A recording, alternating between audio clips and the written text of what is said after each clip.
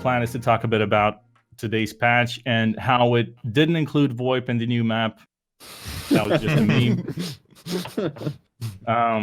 Ask these guys about their experience with 0.12 and some predictions. And of course, Nikita is going to give us a big rundown of what's going to come.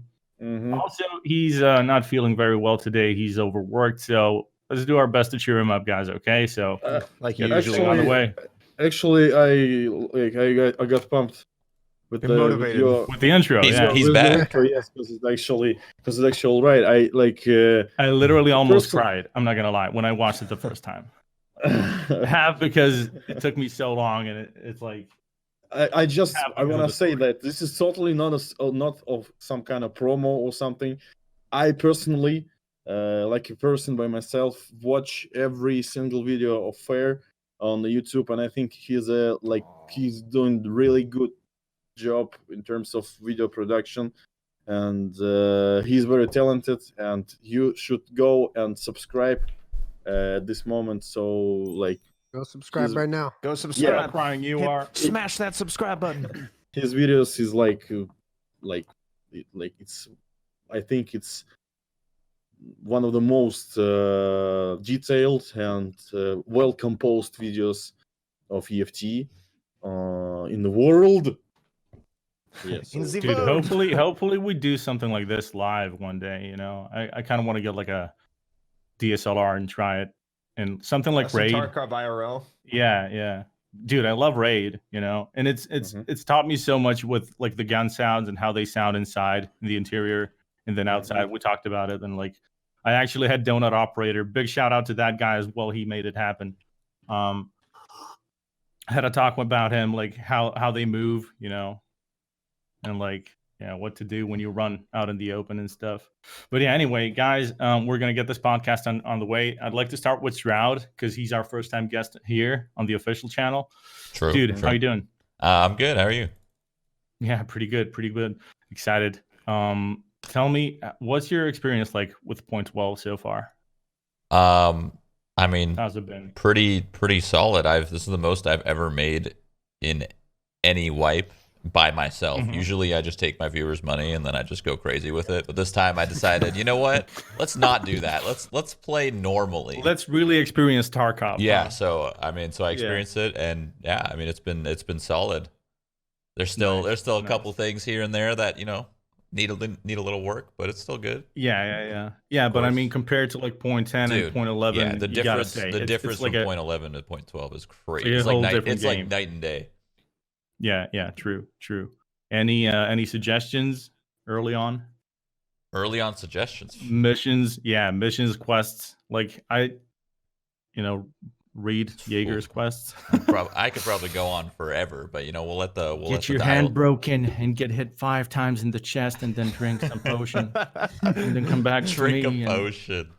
No, I mean, I have a couple ideas here and there, but we'll probably get to them later. Yeah. True. I'm sorry, I got to ask my phone. It seems like somebody made something with my car, that Lada car that I have. The Lada. Yeah. And the satellite, I installed a satellite protection system on the Lada because I'm kind of crazy. And they called me and say that something is not right. And I say it's totally okay. Yeah. So it's all right. They're tracking you, Nikita. They're tracking you now. Yeah. So you're in a new office now, Nikita? I'm in the office right now. No, a new office, because where's the Battlestate Games flag? Yes. As you can see, we have curtains here, and over there. Up in the world. Yeah. Windows. What? Doors? Windows. Yeah, window as well. Windows. Indoors. Yes, indoors. We have office indoors. It's not like the outdoor office. Yes, windows and floor and the ceiling. Chairs, computers, and people, of course, who working on the patches. Like I know that first of all, I wanna to renew my language again, because I spoke a long time ago. So first of all, Merry Christmas to you all, people. I know that this is the day you are celebrating. In Russia, we are not celebrating it. Like for us, it's working day, and till the end of the year it will be working days. That's a good thing for you because it means that we will work and fix and make patches and stuff. And yes, so you guys, like, Merry Christmas to you all, and like Happy New Year that will come in, like, I think it's 10 days or something. It's like 7 days. 7 days. Yes.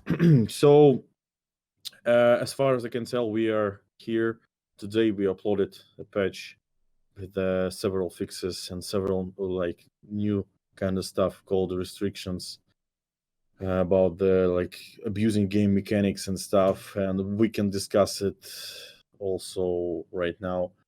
And it's like the update went live like not so long time ago. I think it's maybe hour and a half. So it's live. What is the update? So update was Like, about fixes. We done a little bit of different optimizations, and most importantly, we added some kind of features that they are about. They are like counter abusive mechanics or something. We added the. I need to actually translate it in English because in Russian it's so pretty simple to say. I know we're going to probably Like in talk Call of about a fair few of the changes, but I just want to start with one of them, which most people would just skip past. You've changed the amount of money that you can hold, being the Yes. 150,000 rubles. It's $1,000. it's more like right now we upped this limit to 200,000 and 2,000 euros and $2,000. We upped it a little. Tell me, does that include money found in raid, or you can just find money in raid, whatever the amount? You will not, like, it's like pretty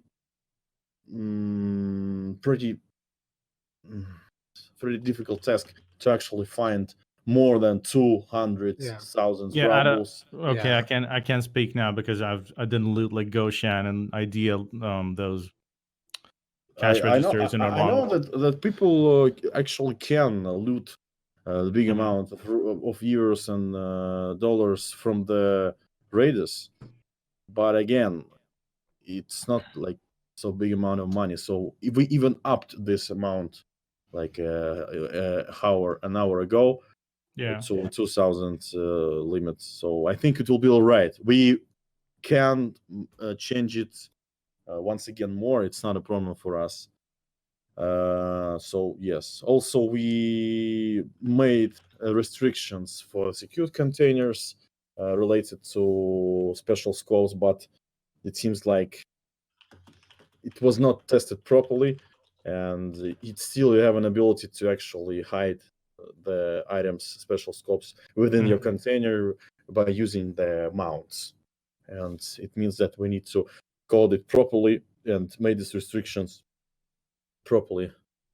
And also we made the changes for your health that will remain after you do something particular. For example, if you die without an equipment firearm of any kind, your health will be 1% and not 30% than usual players.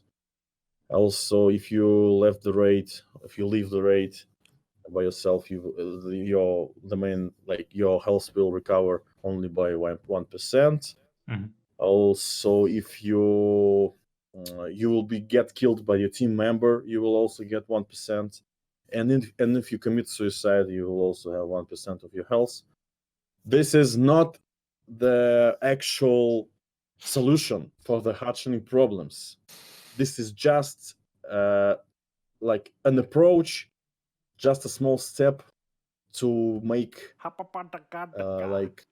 to make the game flow in like slightly other direction in terms of hatchling problems. So many people think that it's so stupid, it doesn't change everything, but actually it's just an approach, just some actions taken to to make something different and actually to see how it will go, to test things out. And I think I think it could make some difference. And again, don't think that this is the final solution, and don't think that we did something like solid and like this is the complete step, like final step for us in terms of hatchlings and stuff. So did you basically say that if you're a hatchling, when you die, you'll have 1% HP instead of 30%? Is that what Yes. is that what I understood? Yeah. Okay. Yeah, as long as you don't have a gun in your hands. Gotcha. Yes, and so like people saying that okay, he could go with the 1%. It's all right.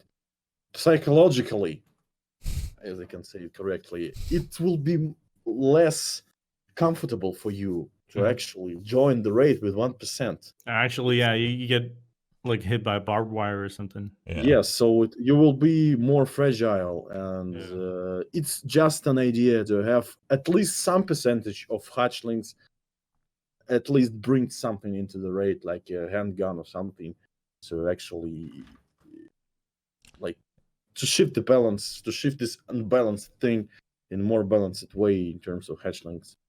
And maybe it will work, maybe it won't, but it's still a testing phase, and we are wanting to test things. I think it's better to try than not try. Yes. Yeah. You know, just to test stuff, just see if things maybe feel well or not. Wait, Yes. so Also, if you get killed by a teammate, you get 1% the next raid, Yes, but does the teammate who kills you get 1%? Yes, I will describe you why this is happening. Because there is a many documented, registered, like recorded cases of people trying to abuse mechanics in the pairs, in the parties. Like, you go ahead, boost skills up, and then kill me. Oh, you drop me the money, I will hide it. Okay, you can kill me now. So it's like it speeds up the process of actual abusive mechanics for real money traders, for like different mechanics abusers. So these changes were made just to prolong this like cycle of actually gain this advantage by doing something it was not meant to be done in the game. It's also about the skill level in cheesing. So we like added this thing too, like you will not be able to actually boost your skills point by point repetitively. It will be like slower and slower every single point you will gain. It's like, again, it's about the people who want to boost up skills, staying near the barrel, hitting their asses, and repeating this cycle all over again. Actually, I didn't like that idea, and I don't like that the game have the abusive points, and we need to get rid of them. Of course, somebody can say that it will touch like legit players or something. Actually, I don't understand how, because natural gameplay cycle will naturally boost up your skills, level up your skills without the need of actual repetitive like actions. You'll just like be playing and everything will be boosting up, so it will be okay. Yeah. Just like So- completing the gameplay loop. Yeah, that was an idea. The argument could be that if people didn't need to level their skills to such a high level for a quest or something, there would be no need to cheese them. Now, I know there's some people cheesing them like to get 51 strength and that to get advantage over other people. There's also people just trying to cheese their skill up to get quest done. Yeah. Maybe some things need to change just to get that balance better. Because I know getting 13 strength right now would be really frustrating for a lot of people. It's not strength, stress resistance. And sniper skill too. That takes Sniper skill, forever. yeah. Okay. 'Cause, like with like sniper, for example, like you get the same amount of points if you shoot somebody close range versus you get like a headshot of 100 meters. It's the same amount of points. Don't forget that if you stay and if you will not actually try to level the skill points, this like fatigue will be reset, and you'll be able to boost with the same speed. Again, the timers were set up for specific for specific periods of time. Like, we tested it a lot, and we like just wanted to represent the actual natural gameplay cycle. Again, if it will be any kind of problems, we will change it, because we can change it. We will change it because it's beta, and we need to actually make the game better and better. And everybody trying to forget this, because actually we are trying to make the game right now. It's not a final project, and we need to actually change and balance game based on experience, your experience.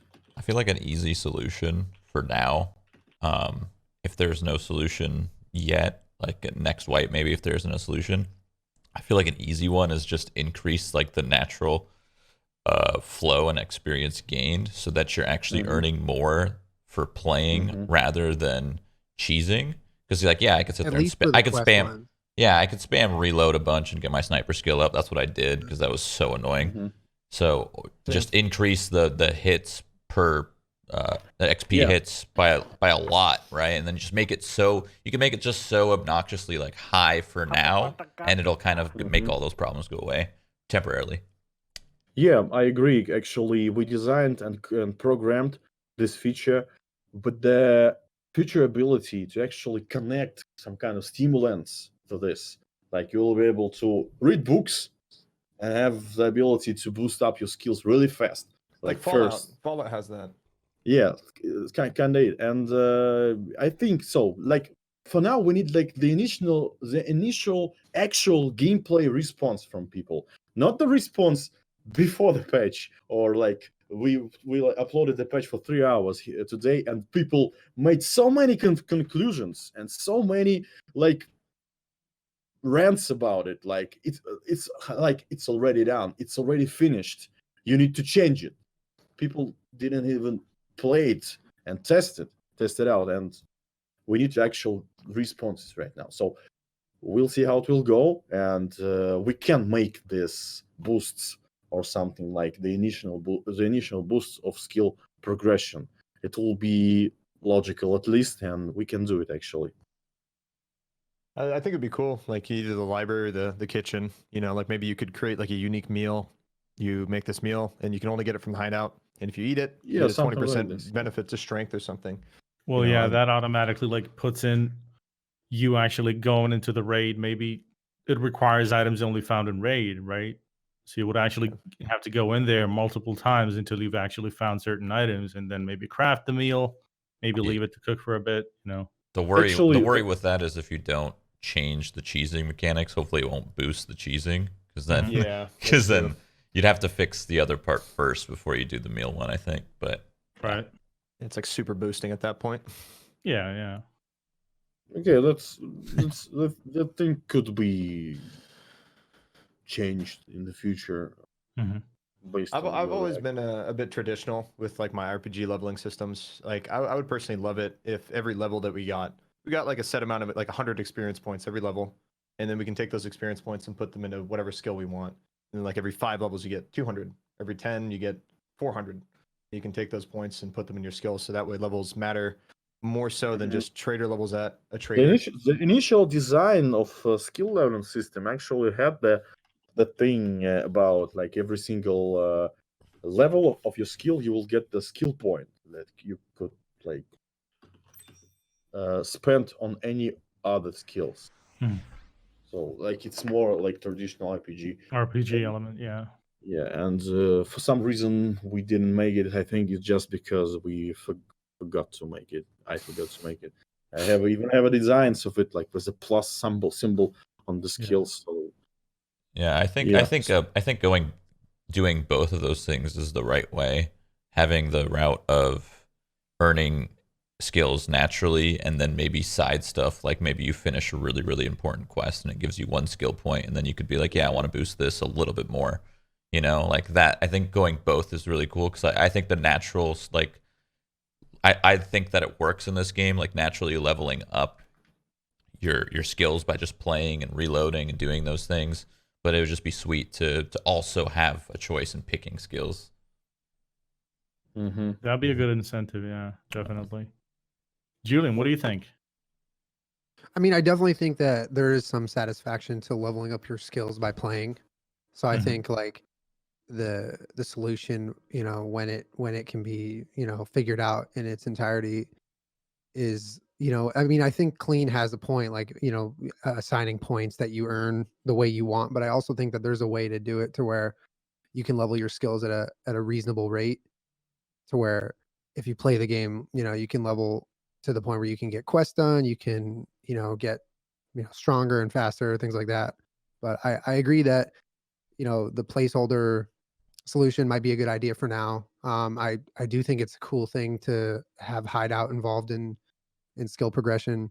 But yeah, I mean, I think for now, like having people cheese it to get quests is, I think that's what Nikita was talking about with, you know, cheesing it on the fire barrel and toasting your bun, stuff like that. So that's obviously not good, but yeah, I don't know. For me, it's always just been about encouraging players to complete the gameplay loop and not do these chores, because that's basically what it is at the end of the day. It's a chore. Players should be encouraged to go into a raid, fight players, loot, kill scavs, extract, complete the gameplay loop.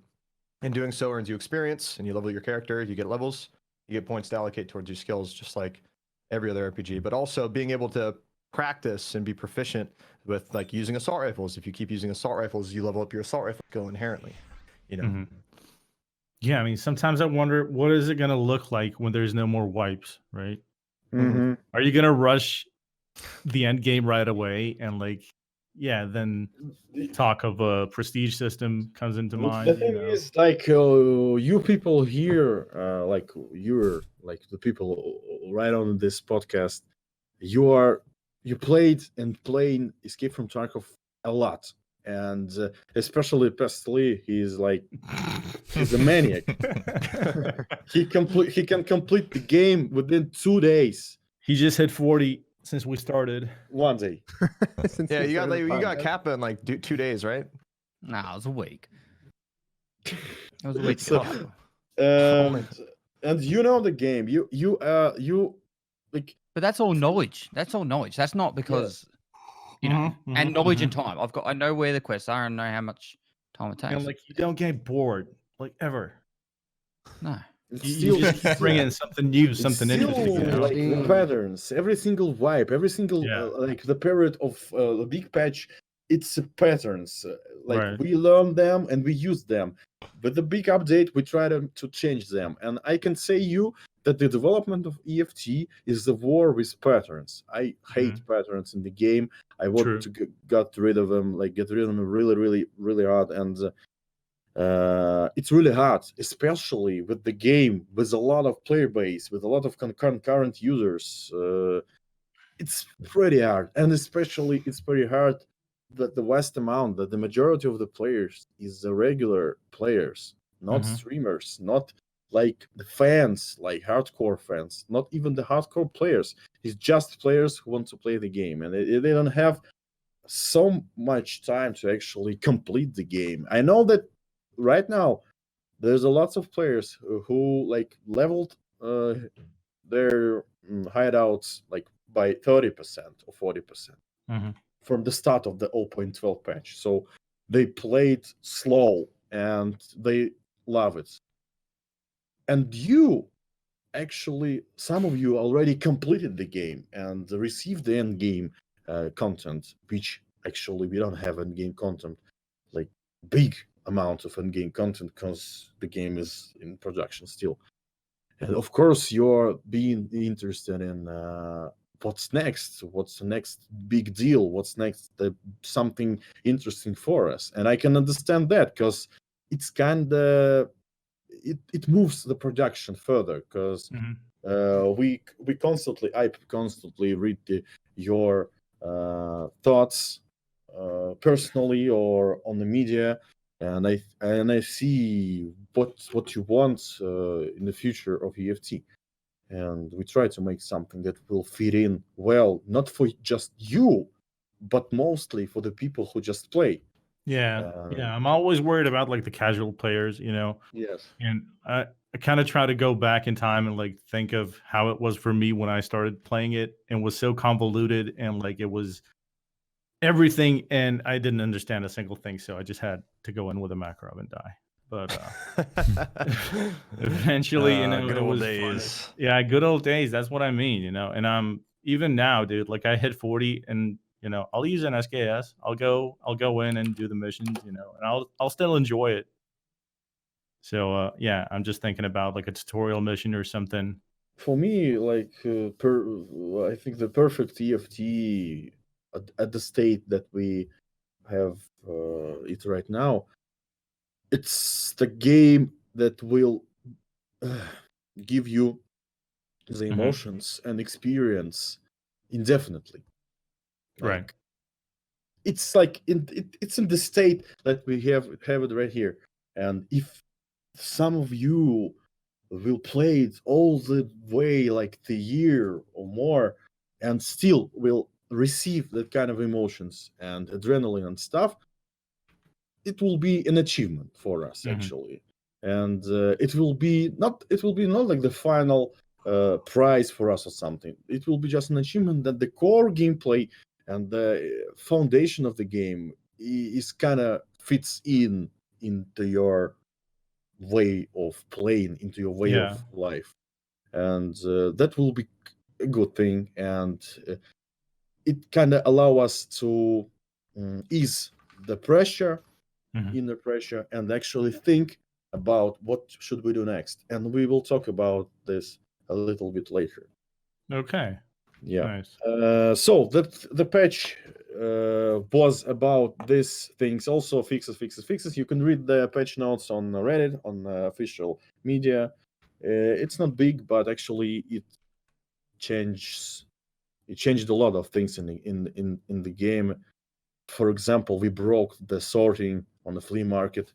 Pretty neat feature. We also broke the offline rates on reserve and customs. Pretty good feature too. I don't know how it went, but it is what it is. Wait, you broke offline for reserve? Offline, yeah. Yes. Why? Wait, I don't know. I can't understand why. It worked. It was tested, and for some reason, it doesn't work. It doesn't work, right? Yeah. Right, I know that you people on the last podcast, I think the Russian podcast, I said that there will be content update, and just before the new year, how to say it? I don't know how to say it in English. That the point when the new year is finally come. Prior to something. New Year's Eve. New Year's Eve, like before New Year's Eve, there will be content update, and this content update actually is being produced, and it all depends on like the luck. And as I said before, we have time because we are at full working capabilities here. We don't have any. We will have holidays after. It's January 1st to 7th for you guys, right? Yes. First week of January. So yeah, we are working, and we want to deliver you this content update. This content update will have pretty big amount of weapons, actually, new weapons, cool weapons. Ooh, yeah, it will have several pieces of gear and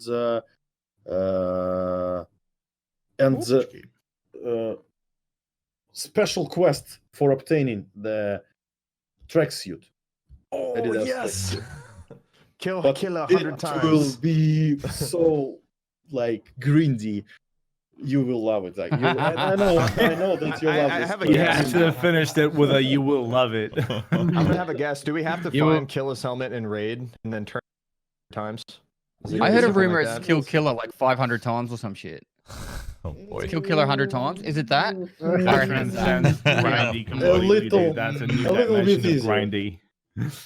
I'm just happy that more people are gonna be playing Interchange. That map's great. Yeah, for real. Can we get Shirtman's coat too? I want that coat, dude. maybe later. We just don't want to actually. We want PMC be as PMCs. We don't want to like paramilitary group with the shit clothes looking like a scarves, but actually it's PMCs. But like the tracksuit quest is kind of meme, so we can do it just for memes, and we'll see how it will go. Because I saw this setup of like upper of Killa, lower of PMC. It looks kind of cool. It looks good. It looks like a. It's like a Gopnik, but tactical one. Tactical Gopnik, yeah. On the topic of like an added quest like that, where you would get something that wouldn't necessarily affect your progression in the game, but it's like it's for a prize, like the Killa tracksuit. Yes. Would you guys ever consider more quests like that? Maybe something like dailies, where they weren't integral for like your progression. Daily quests. Yeah, daily quests are planned like for a long time. I think we will make it in the next year. So we definitely will be, because I know people want them, and maybe we like we will rework the whole quest system, the whole like side quest system. Right now, I said it many times. We have side quests. It's like quests needed just for leveling up traders, and they like do not actually spill the truth on everything is going on in the Tarkov, and don't have any lore information or something. And we want to actually introduce the storyline quests, which will be more enriched with story. This quest will be much more interesting. They will be not greedy at all. It will be like old school quests, like in single player first person RPG, like Stalker or something, or Skyrim, or like something like this. I don't know about like actual conversation between NPCs, because we actually don't have this on locations, but we will think something out, and I think it will be very interesting, especially because it's about lore, and it's about like the setting and it's about the events that took place in the Tarkov. It will be interesting. So we're gonna like find diaries and stuff, and like notes and information. Many things. Like the quest will be about who are actually the cultists, for example, or what's the terror group actually, who's beers, who's USEX, who's scavs even. So where's the cult? Yes, and this is it. So side quests we have right now in game. We had side quests, and side quests is more, like I said, is about grinding up traders, and we want to rework this system because you don't like it for some reason. Because I know that's okay. So we will take part of this quest and make them like daily quests and do some changes. We'll see how it will go. So this is one of the points of the plan for the next year, to rework the whole side quests, and actually add the the storyline quests. One thing that's always bothered me about sorry, Nikita. No. I just don't remember why I started to talk about quests. Adding new content to the game. Yeah. Let me finish about new content. Yeah. So the second one is planned before NY Eve. Let's say it's this way. And it will be more about the content. Like 90% of this patch is content. It's a lot of fixes to locations. It's new content, new weapons, some redesigned sounds of old weapons, some reworked animations of old weapons. I can tell you, I don't remember what exact weapons were changed, and something more. Let's say it like this, and something more. And we wanted to make it before actual next year. That's the plan. To interrupt, the Christmas bonus New Year gift. Is that on the table? Christmas gift bonus, yeah. I need to translate it. Actually, I don't understand the word. The when you log into the website and you click the button and you press it. Okay. We want free shit, Nikita. Right? I understand. Give me a keyboard. Let me call Santa. Translate. Let me write Santa. I want the sick case, Santa. Oh, Santa. please. Do Where's test. the gifts?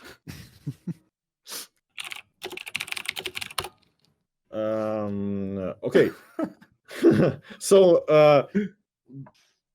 we are trying to make you happy, with the game and with a lot of things that you're trying to do. You're not meant to have fun. It's not happy. Sorry, I interrupted. Okay. It's not like happy in the game, but like happy in your life, maybe. So that's why we are like do something. Like, for example, we do discounts, we do some gifts and presents, we do unexpected updates, we do something that you like in the game, and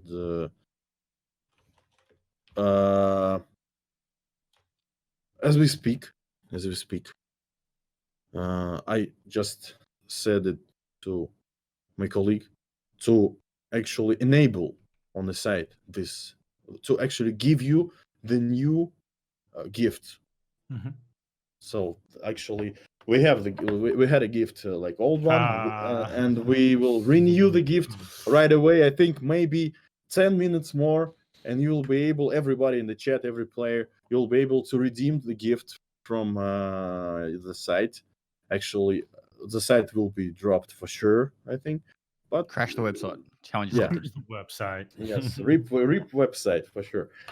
So yeah, this is the first thing that I wanted to tell you. Like, actually, in the 10 minutes, maybe less, you'll be able to redeem your Christmas presents from the site. Actually, I don't remember what it is. It's kind of weapon, maybe case. You'll see. Also, if I had a list of the features of things.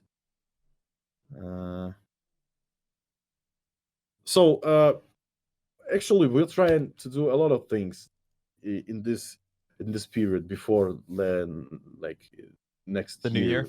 The new year.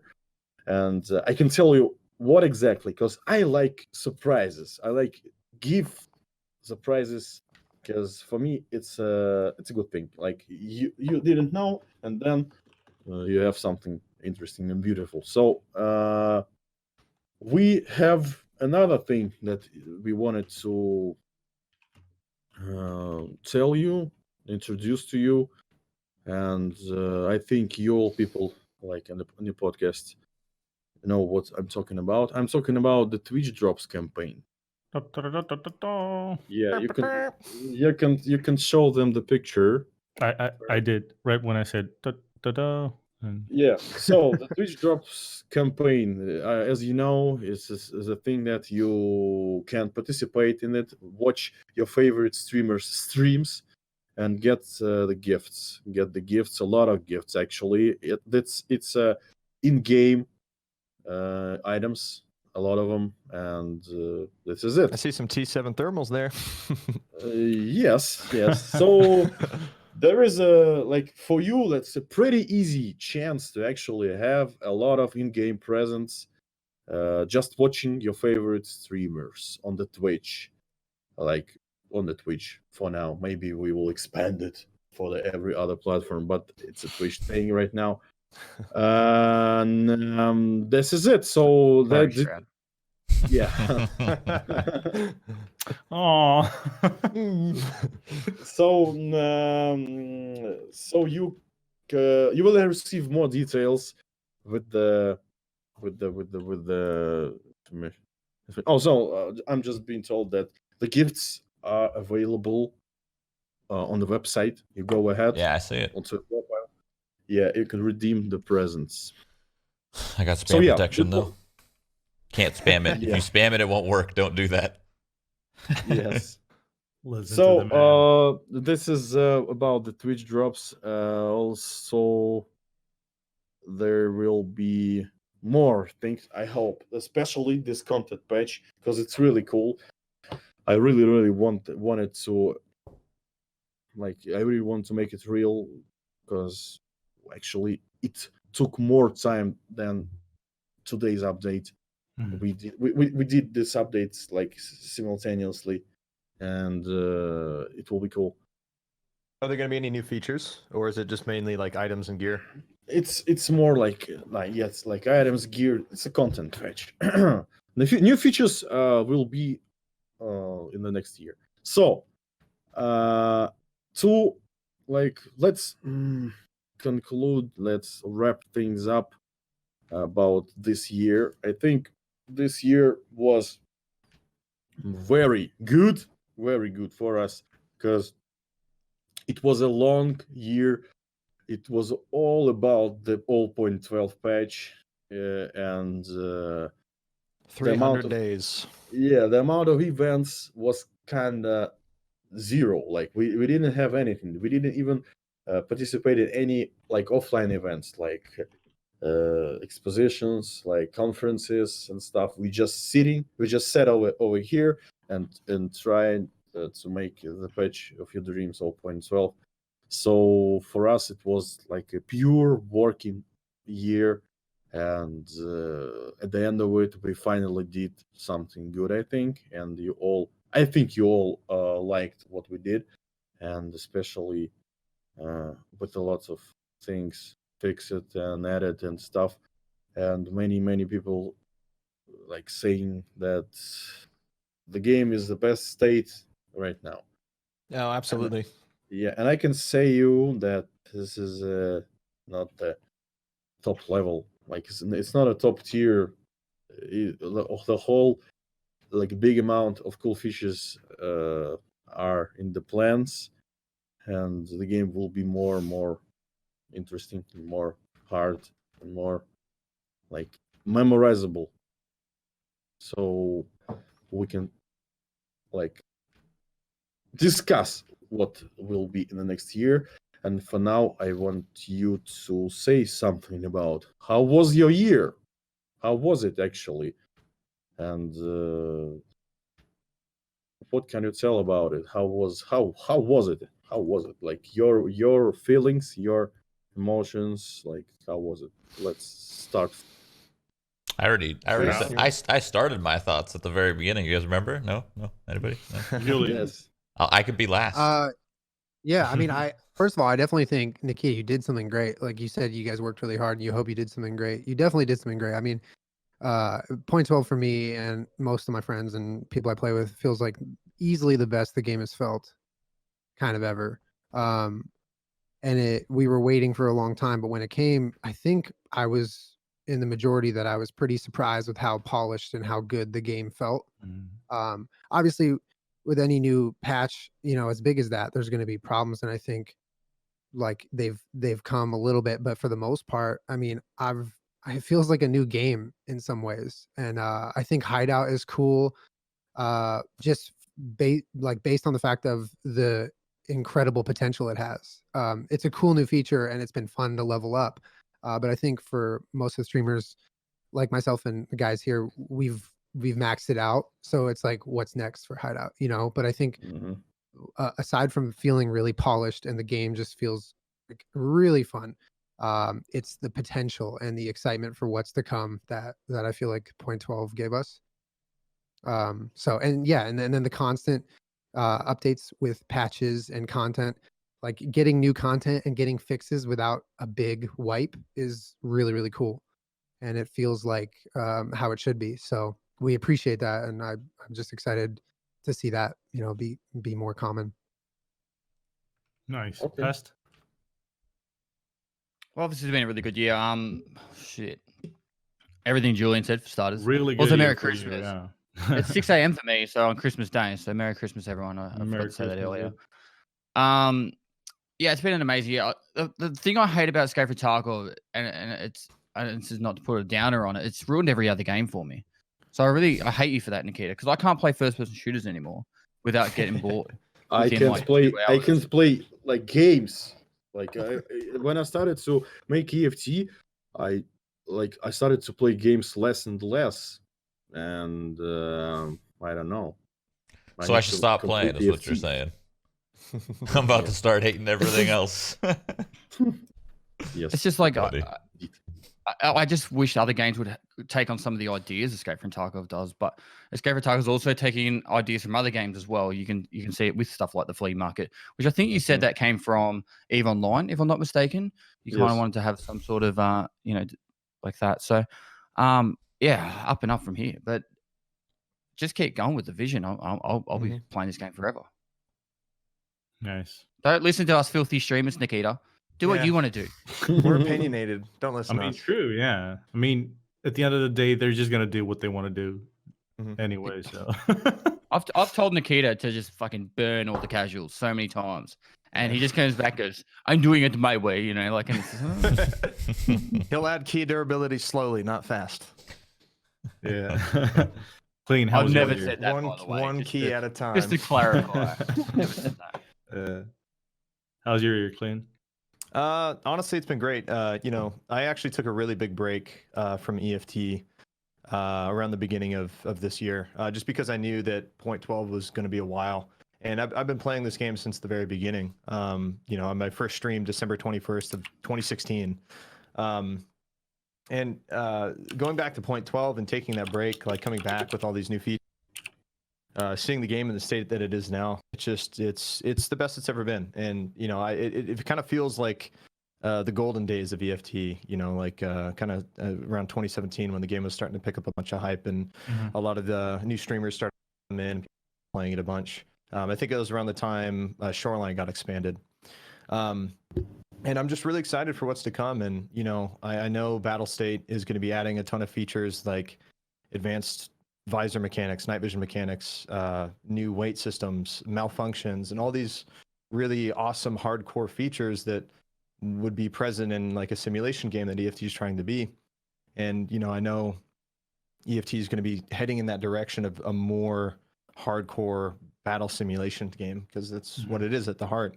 And I can't wait to see these features implemented, and and of course like some balancing and stuff, because I'm a huge nerd about that. But it's been a great year, and EFT with point 12 is definitely laying a really good baseline for a lot of the future things that are going to be coming to the game, especially the new engine that has done wonders. Nice. I wanted to ask Shroud, dude, you've been playing a lot of different games, and how was your switch to EFT? Like, how different was it to actually, or how hard was it to get acquainted with the game and actually, be able to say that you're good at it? It wasn't that hard because I've already been I've always played this game on and off. Like I would play with Klean for like a week, and then a year later I'd play again, and I've been playing it for a while, like almost since the beginning, but I never truly each update I dived into it. I would try to skip every other update. But honestly, it's not, I really don't think it's that hard. Like I do agree with Pestily where it kind of does ruin some shooters for you because it is very unique. But it's certain great aspects. There's just sorry. No, I was gonna say it's great because it's unique and it's not that hard. It might look intimidating, but like once you dive in and you play with the guns and everything and you learn, I mean it's just awesome. So for me just I can't stop. I've been playing too much. My chat knows. My chat knows I've been playing way too much. So it's rough. It kind of is slowly starting to ruin other games for me, but I won't let it win. Okay, I won't. Yeah. What are you looking forward to in 2020? Me? New maps, new content. Yeah. I really, really, really want to see Streets of Tarkov. Like really, really bad. It's probably everybody does.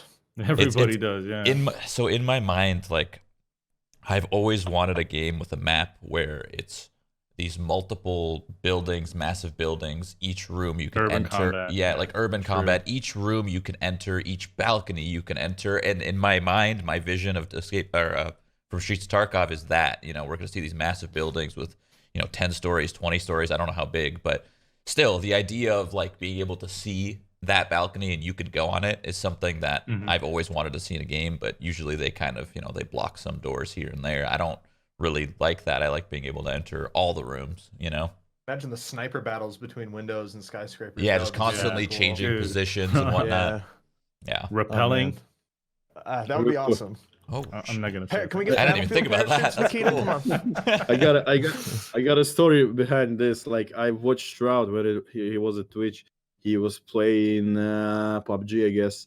Yes, PUBG, and he was playing PUBG, and it was that session when he played EFT with Klean, and and not exactly this session, but like before, and he was constantly talking about EFT while he played PUBG, and he said like, and he said like, it will be so exciting to actually have the city full of buildings and lootable buildings. I donated him $10 and started making Streets of Tarkov. No, and said in the message like, it will be in the game like you described. And he didn't notice that because he was many donations. That sounds about right. Yep. So yes, actually, we started to produce Streets of Tarkov, and we are pretty scared because initial plans, like, they're so huge, like so many buildings, like 10 or 13 or even 15 store buildings. Like it's pure madness. For like the I bet that's an optimization nightmare. Yes, of course. Like 1.5 years, we started to make the Streets of Tarkov, and it was hell. And we actually completed the resolve, and 2 weeks later, like in the early December, we gathered up all together and like on the meeting and starting to discuss what should we do in the Streets of Tarkov, and we decided to actually redesign the initial plans. And I said to people like, just move the houses, move the buildings a bit, and they did the whole new location with the like 100, I think, buildings more, like underground parking lots and like so many things.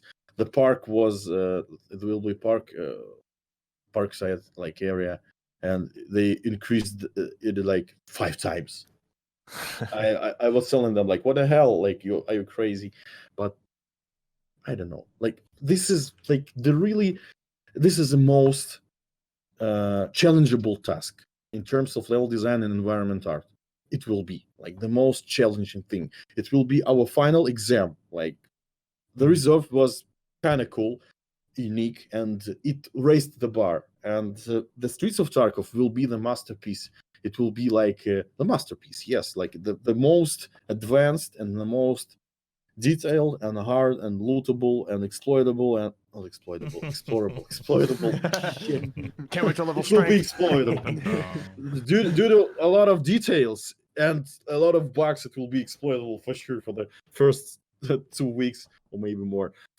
And it will introduce 2 bosses on the location on the same time, and it will introduce the critical storyline quests also, and it will introduce the laboratory entrances also. So it will be the Tarkov itself. It will be the map, the location, which lies in the name of the game.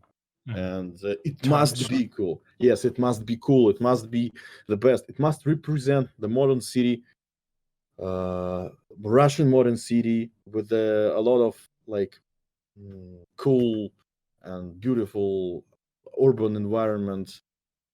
And the concept of this location is like, it's a city of scavs, but not that scavs roaming around on other locations pretty stupid and looking like shit. It will be like organized groups of scavs. It will be like new type of AI.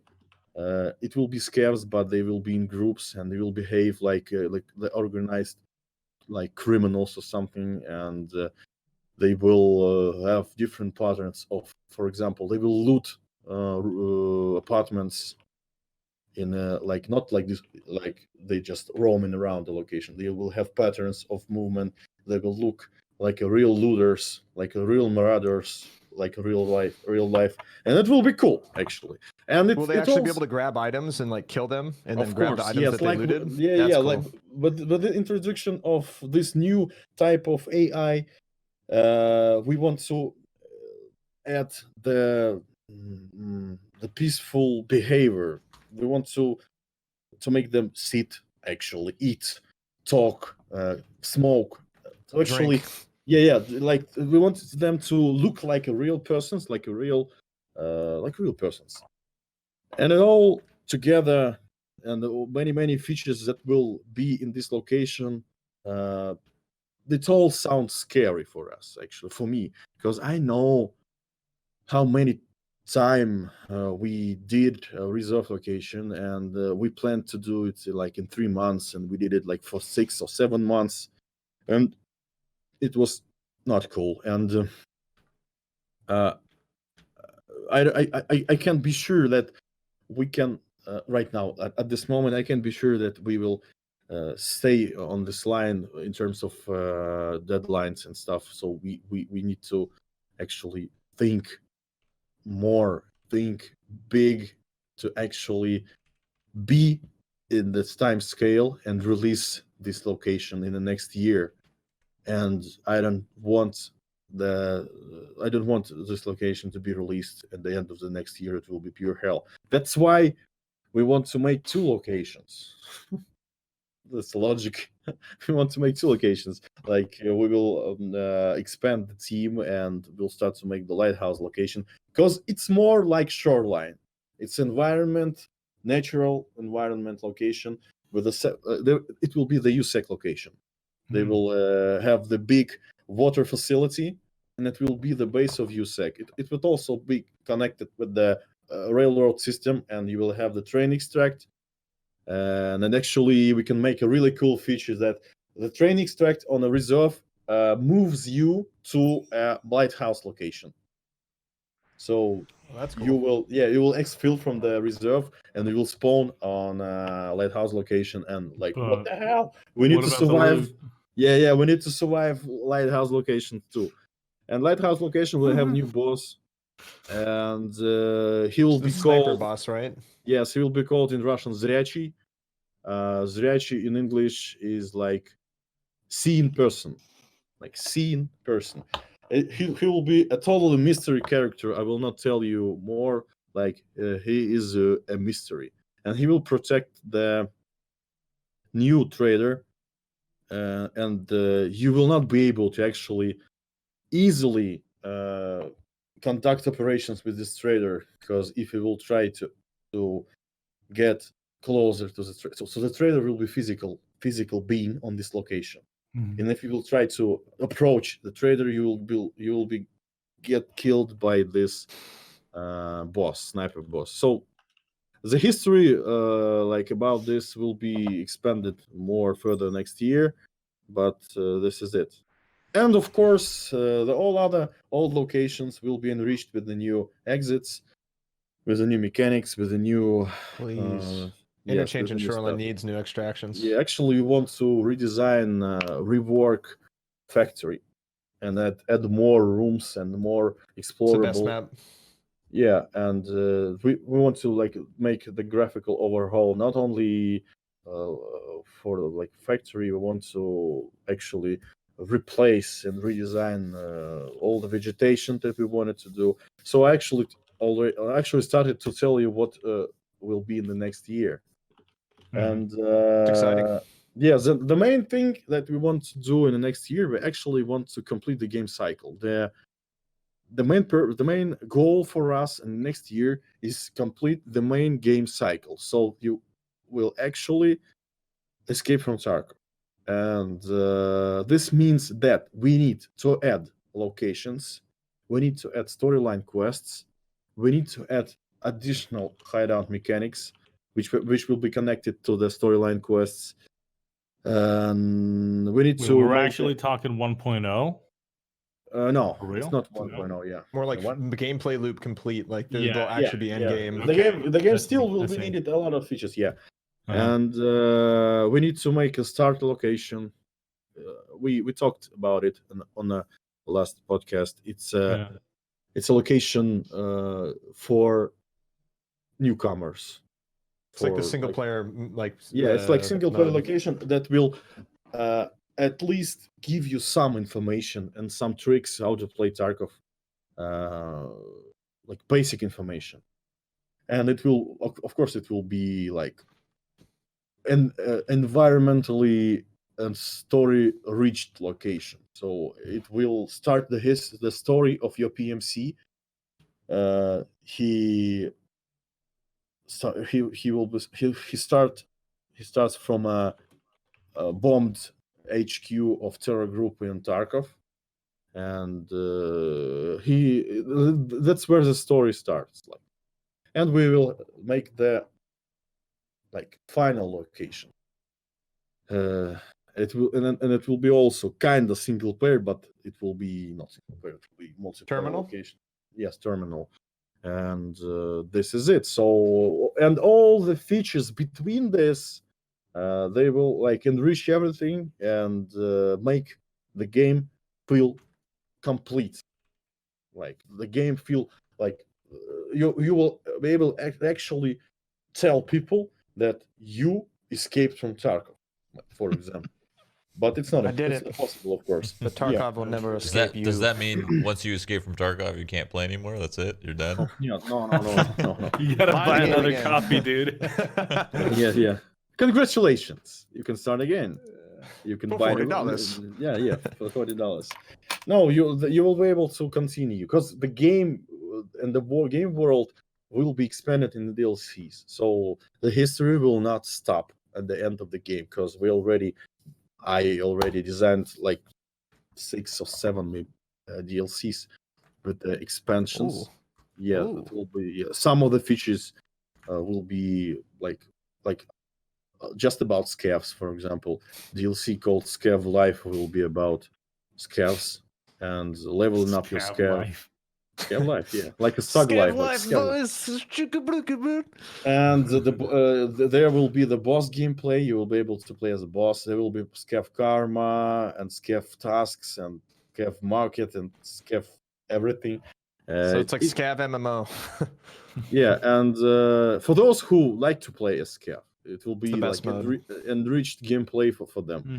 Mm-hmm. Also, there will be Arena. Arena, I think, will be the next thing that we will make after the game will be done. Maybe that's gonna be super cool. Yeah, maybe we even start to produce it.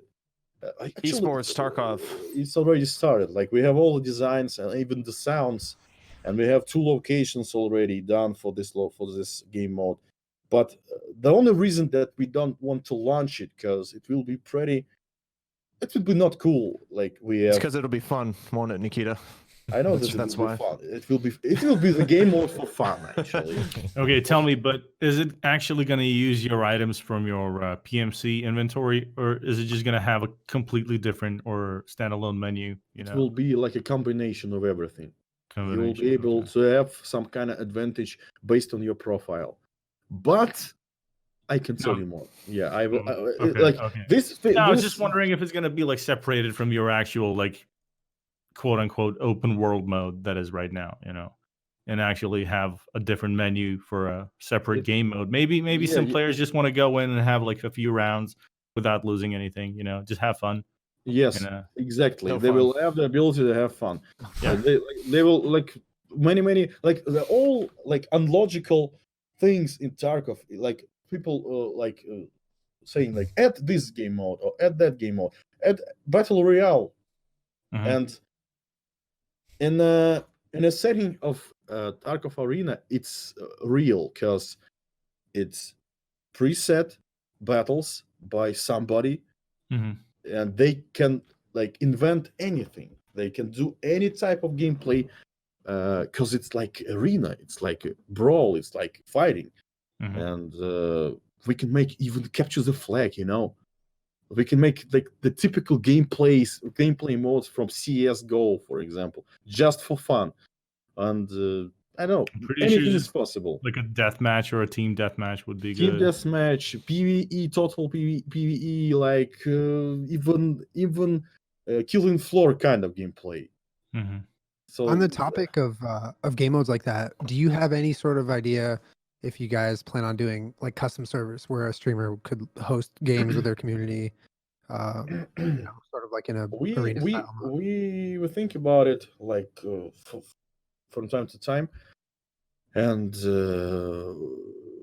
we can't provide you like the software and something, but we can make some kind of service for you that will be able to like rent a server that will suit for us, especially for the game, and you will be able to have the server just for not like just for you, but I don't know. It's pretty hard thing to determine because the EFT is about unpredictability.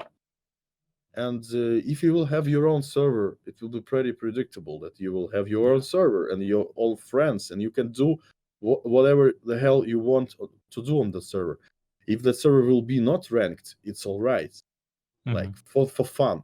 Okay, it's like totally It'd be good for YouTube videos. Yeah, that's what I was more thinking of, just for fun. Like the gear wouldn't actually, it'd be like an offline mode kind of. Oh, okay. So the PvE servers, rented PvE servers. Yeah, I understand. It's possible actually, because many people want to actually have the true PvE experience without any progression. And I said many times that we can't make it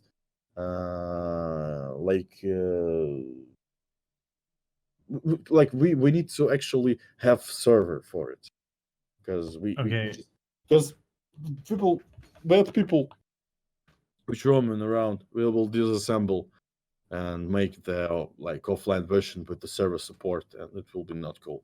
Not like it's like some kind of we will lose money or something. The quality will be not representable. That's why I don't like pirate gaming, and like all the stuff like downloaded via torrents and stuff. Like the quality will be not representable, especially with the game like EFT. It constantly updates, and we can have 0.9 and we can have 0.12, which make the game different. And they will have the old version on 0.9, and it will not be representable. People who play it and think that the game is shit.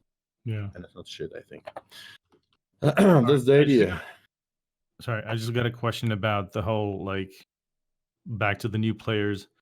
Would it be possible, or I don't know if it conflicts in any way with your ideas or suggestions about the game, to have like an offline stash so you can actually go out with and bring loot out of the raid, out of offline raids, which you after that wouldn't be able to go in with online raids, you know? So just have a separate offline stash. I think that that's one way of introducing new players to the game. But you have your stash already. Why should you like you need to actually have another stash? No, just for offline mode. Yeah, just an offline character. So items, it will be. Yeah, I understand. It will be. The progression will be saved in offline. Like just have like offline character. You know, I think that would be like one of the great ways to introduce Tarkov to new people. You know, it will be like single player game. Yeah. It's just a question, you know. It's not like a like this will lead to the idea of that EFT is I think it would ruin the hardcore mode of the makes sense. I'll just go play my own little. We have some kind of philosophy that the game is hard and it's hard in online, especially. And if you have something that you will able to play with the total without any stress, it will not be an EFT because you will have fun, and fun is not allowed. Except in arena mode, right? Yes, arena mode is totally fun. Like,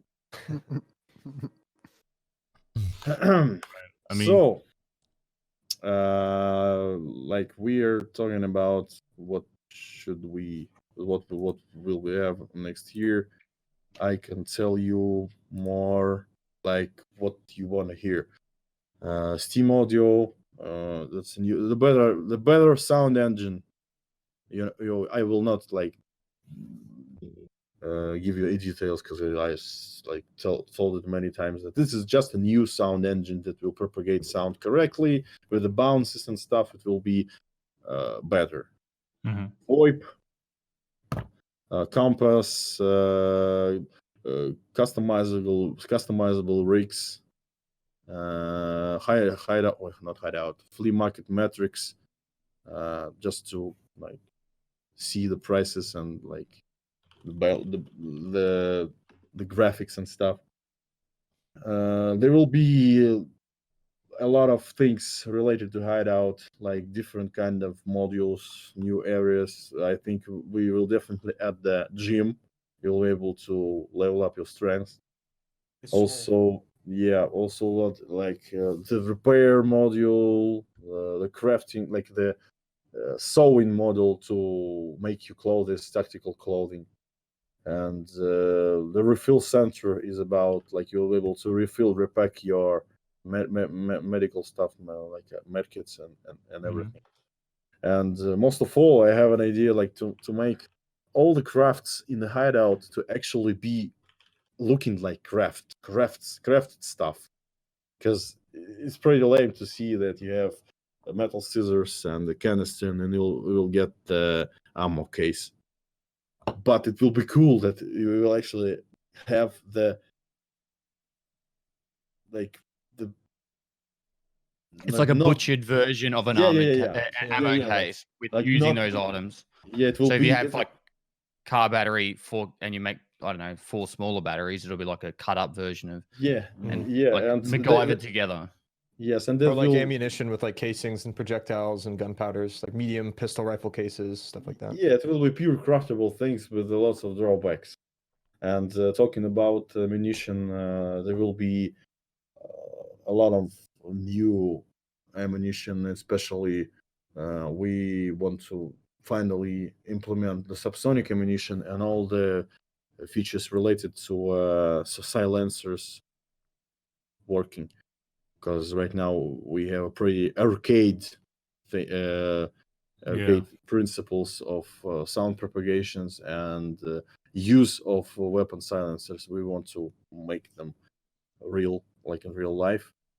We will add 2 new skills for Hideout: crafting and Hideout management. I think you all can understand, like crafting, you will be able to craft more, or even we will add the second craft line in queuing. I think there will be 4th level of any area will be added. Like we have 3 levels, we will add 4th level. And we will add cosmetic decoration items that we plan to add. Interactive elements and many other features that will like enrich and make the Hideout feel better. For example, we will add the durability for video cards or graphic cards. So right now they are just working in the Bitcoin farm, and then later you'll need to replace them. Storyline quests, I told you about them. New location. Can I ask about some accessibility things? So I actually didn't even realize about 8% of males are colorblind, for example. What's the time frame for getting actual colorblind features into the game? So because that was one of the biggest issues with Reshade. Let's not go down that path too much. But there are people out there that are colorblind, and if they had the accessibility issues for changing certain things, I've started doing a bit more research on it because people bring it up a lot. But in the future, could we please get the option to, I don't know exactly how it works, it's not my field, but help those people with colorblind. And the other one, which I didn't even think about, was yesterday I hosted a guy who had no hands and he was playing Tarkov, which was pretty insane. But he said he needs like controller settings put into the game to, I don't know exactly what he needs, but stuff like that he could be able to play Tarkov using joysticks instead of some weird contraptions that he was using, which was epic as all hell. Some of those accessibility skills, not skills, are customizations, and that would be really helpful for particularly some people out there to be able to play the game.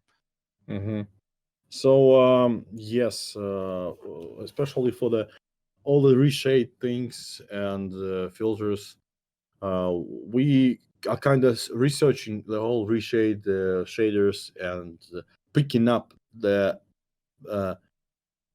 how to say it, picking up. It's a pretty simple word, and I forgot it. We're picking up filters that people use, and they will not like break the conditions of license condition or something. So and we will add them into the game, so we'll be able to actually have this Technicolor or something that you all love, like advanced sharpening or adaptive sharpen or something, and you will have this in the game. So we will be able to actually have these filters in the game, and then we will drop the support of any third-party filters, just to mention. So any other third-party filters will be dropped, and you'll not be able to use them because everything will be in the game. And there will be option for colorblind people too.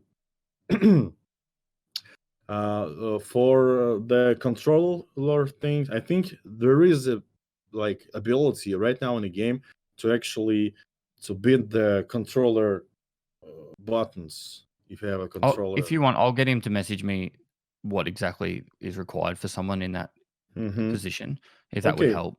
We're totally open for this, and I know that it's a good thing actually to if somebody wants to play EFT and they have some kind of limited ability to do it, we will help, because it's a good thing actually, because the game itself points that the person who play EFT is kind of hardcore. It's not like even if you try to play it, and he states that he can't play it anymore because he don't know how to play it, how to get loot, and how to survive, and he really wanting to get good. It's respectable, and that's why it's respectable, especially for people who can't play it like full scale and have such kind of inabilities to do it properly. So yes, we are totally into this, and you should write us and propose any changes. We will make it real. Okay. Anything else? Julien? Everyone wants to know if there's going to be a discount for Christmas. I was about to say the same thing. Yeah. Christmas. Yes. I forgot to tell you. Just I need to ask just a second.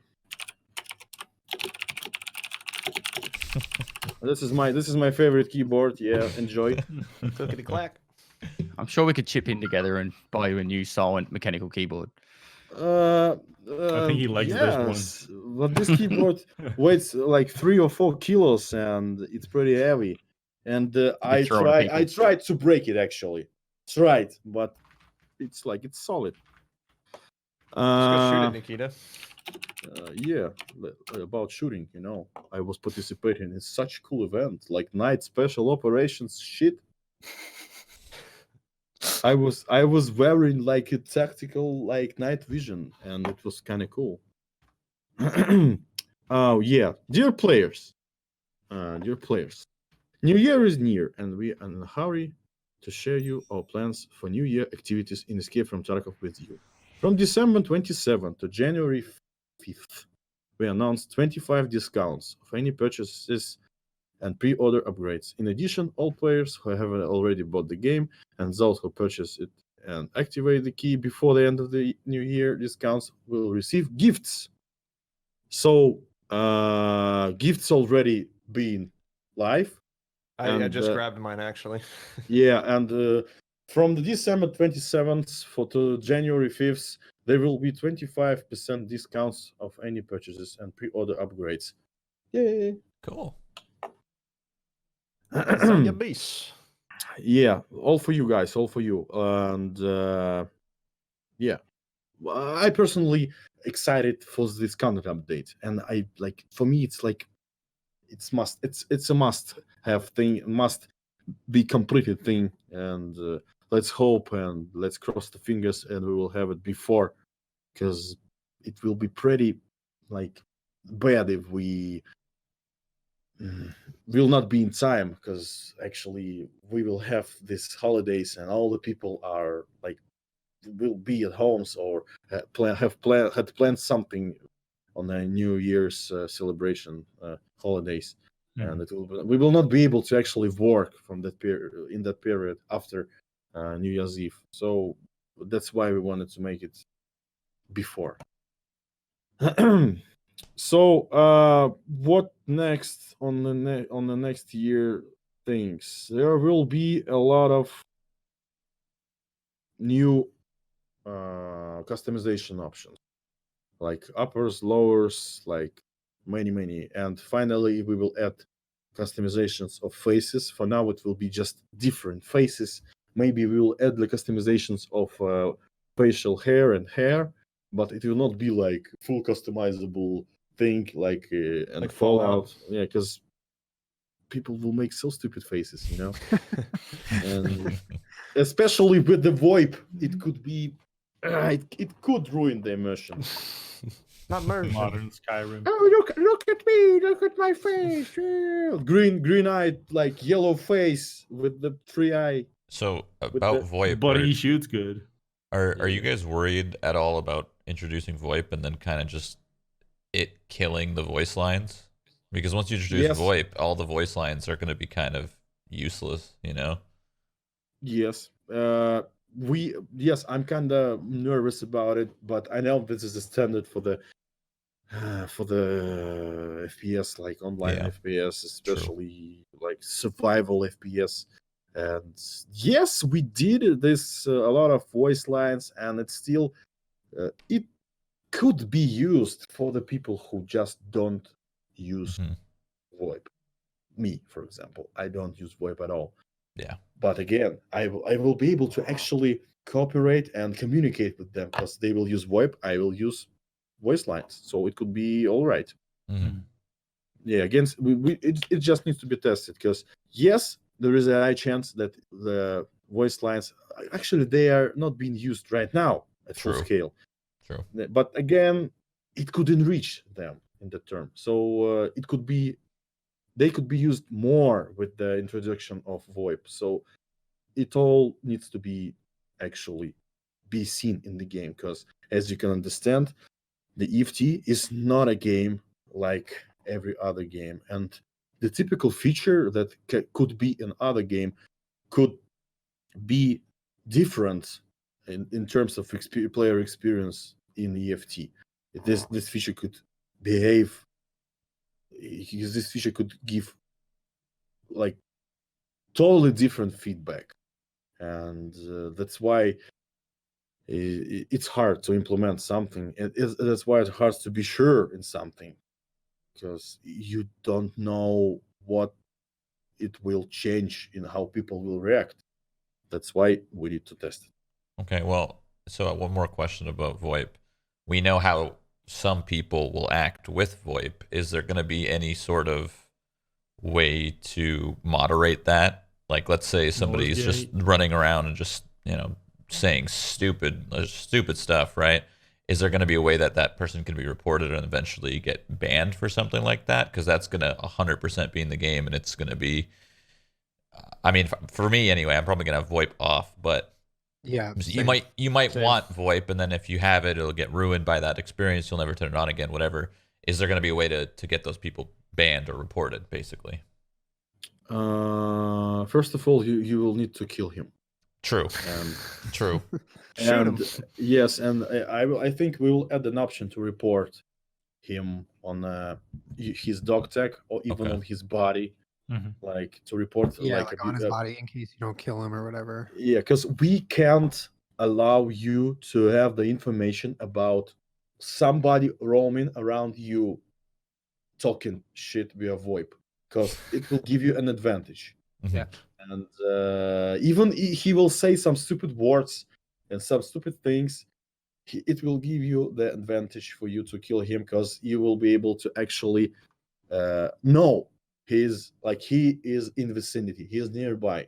And like I said, the EFT is about unpredictability. It could ruin the core principle of the game. You don't know what to expect and who to expect on the location. So that's why we need to make something more like complex, maybe more intelligent, to actually report such kind of persons. I know that totally, like in many other games, they will just like put on the music and go with it, like on the map. Again, we will make things like we will make some specific changes on AI. The AI will try to kill them on sight without any like doubts. We can actually make them. They will. How to say it? Like they will converge AI on this VoIP abuser location. So again, it could be a mechanic. Like the whole thing of VoIP could be a totally different mechanic. Like people who want to actually talk and cooperate via VoIP will have a new experience, and everybody will have new experience. But yes, the persons who will abuse this and say some bad things, he must be punished. Okay. And the main punishable option, option to actually to take action against this person is to kill him. What about the feature where like you go up to people and you go, "Bratish, давай вместе," or like, "Hey man, let's work together." Would that be a way to where you could get their name without having to kill them, assuming you want to talk and cooperate? Actually, we have the option right now when you like say when you greet somebody. It shows their name, yeah, and he shows his name. Yes, so we can do it. I think if you like the VoIP, it's a proximity-based sound system. Like it's not like some protected channel or something. Protected channels will be on the headsets and the radio set feature. But classical VoIP, it's like voice in proximity, like in a close distance. We can make the thing like if you are seeing the person who is talking, you automatically like can get something like press something to greet him, or like he can say something with the specific button pressed, and it will be like greetings, and automatically he will see his name, and he will be able to actually report him later. So this feature right now is on the state of technical production. So right now we want to just make it like cool, and especially like the most advanced feature that you will not like find that level of detail in other games. And then we will try to wrap it up with the controls and these different requirements, how to actually cooperate, talk with each other, and have the ability to report him or actually see his name on something like this. So right now it's more about technical like production, technical production. So I don't have so many words. I'm gonna backtrack here for something that I just wanted to say. So you know how you guys are trying to like, I guess, fix the hatchling situation. I've been thinking about how like a lot of people obviously aren't happy about that, because you know some people like to play with hatchets, some people like to play with whatever they want, right? So what if there's some sort of alternative to like let the people still do hatchlings if they want, or you know, obviously there's going to be more of a risk, but also making it much more of a reward for going out with gear. So like the big problem is let's say you're a PMC and you bring out 500k of rubles, right? 500,000 worth of gear, right? And you gamma 200k worth of stuff. So now you're only going to lose 300k if you die, right? If the hatchling dies, he's just going to gain 200k, and that's kind of the issue. So what if there's some sort of way to boost and reward somebody for going in with gear from the very beginning? So like a random idea that just came to mind, I haven't really thought about this that much, but if you insure all of your gear, maybe there's multiple insure people that you can go with, and if you insure with a specific trader, it'll insure plus tag all of your gear, so when you kill somebody or you kill scavs or whatever with that gear, you get some sort of bounty or some sort of reward, something to boost you. So it's not like, because if you go and you have 500,000 worth of stuff and you have 200k worth of stuff in your gamma and you kill 3 people and then you die, I mean, you still lost, right? A hatchling that doesn't lose ever. They just fly on through. But I still get that people like to play like that. So I feel like the right way of doing it is trying to reward the people who are truly bringing out more gear, you know? Yeah, so I've been thinking about that one as well yesterday. I was talking to my wife about it, which I don't know why she would care. But I was just like, because every time you go in fully gear, a fully geared person killing a fully geared person actually gains less than an under-geared person killing a fully geared person. So, which is okay, understandable. But if people are going in constantly with no gear, and I don't care. If people want to hatch it, go for it. It doesn't bother me at all. I'm just thinking like if you were able to get some sort of better reward for going in geared, as Shroud just said. Even I don't know the answer, but like even more XP for killing players. So there's the issue that you could farm other XP, other players that you know. But you know, I don't know the answer, but I'm definitely on board with the fact that you should have better rewards for going in geared and killing geared players instead of just, you know, don't penalize the people that aren't going in geared. Reward the people that are. So it's more of a reward based than a penalty based system. Idea is cool. Where you if you kill a lot of scavs and you're geared, at the end, even if you die, you get like a money bonus or something. Care package from fence or something. Yeah, like that. Yeah. So where it's not just like I see a point actually. I even noted it because there is a principle in game design, like you should not punish people. You should award more. Like, but for those who want who you want to be punished, award them less. And I know it's kind of sweet principle that will make the game more friendly and more happy, and even you will start to actually have fun with the game. Which is not allowed. That was actually a really cool. It was actually a really cool idea in chat just sent, Nikita, which was let us put markers on bodies of kills that proper guys will go out and loot for us. So you actually steal other people's insurances. So if you go and kill a geared player or a full geared squad, you can mark those with markers, and then as long as no one else takes that gear, if it's still left in the raid, you can steal their gear. Would we have to leave it on the body? Well, it'd have to be stayed in the raid at least.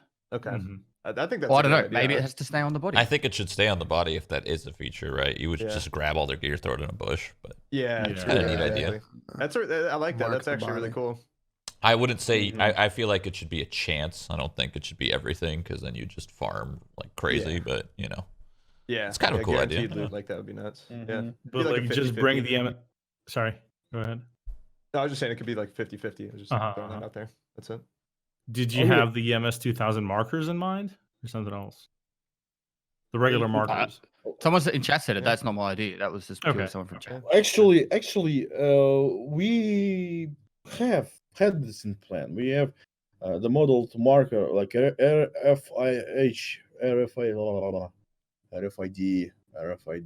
marker or something. A little the like in the industry the cargo is being pinpointed by these markers to actually how to say it, to line up the cranes on the port to pick up the goods, the cargoes, like infrared marker or something. We could use it for this kind of feature, and I think it was written in the end game list. I have an end game feature list.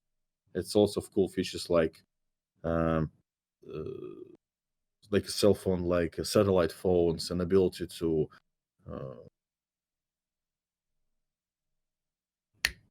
insure your items in the raid.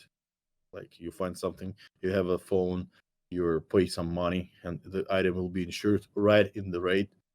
And so many features of it. Like it's more about end game things. It's not like end game. End game is more like in terms of the game will have all the basic features, and we'll need something to add more interesting, like to make the current features more advanced, and we will add something.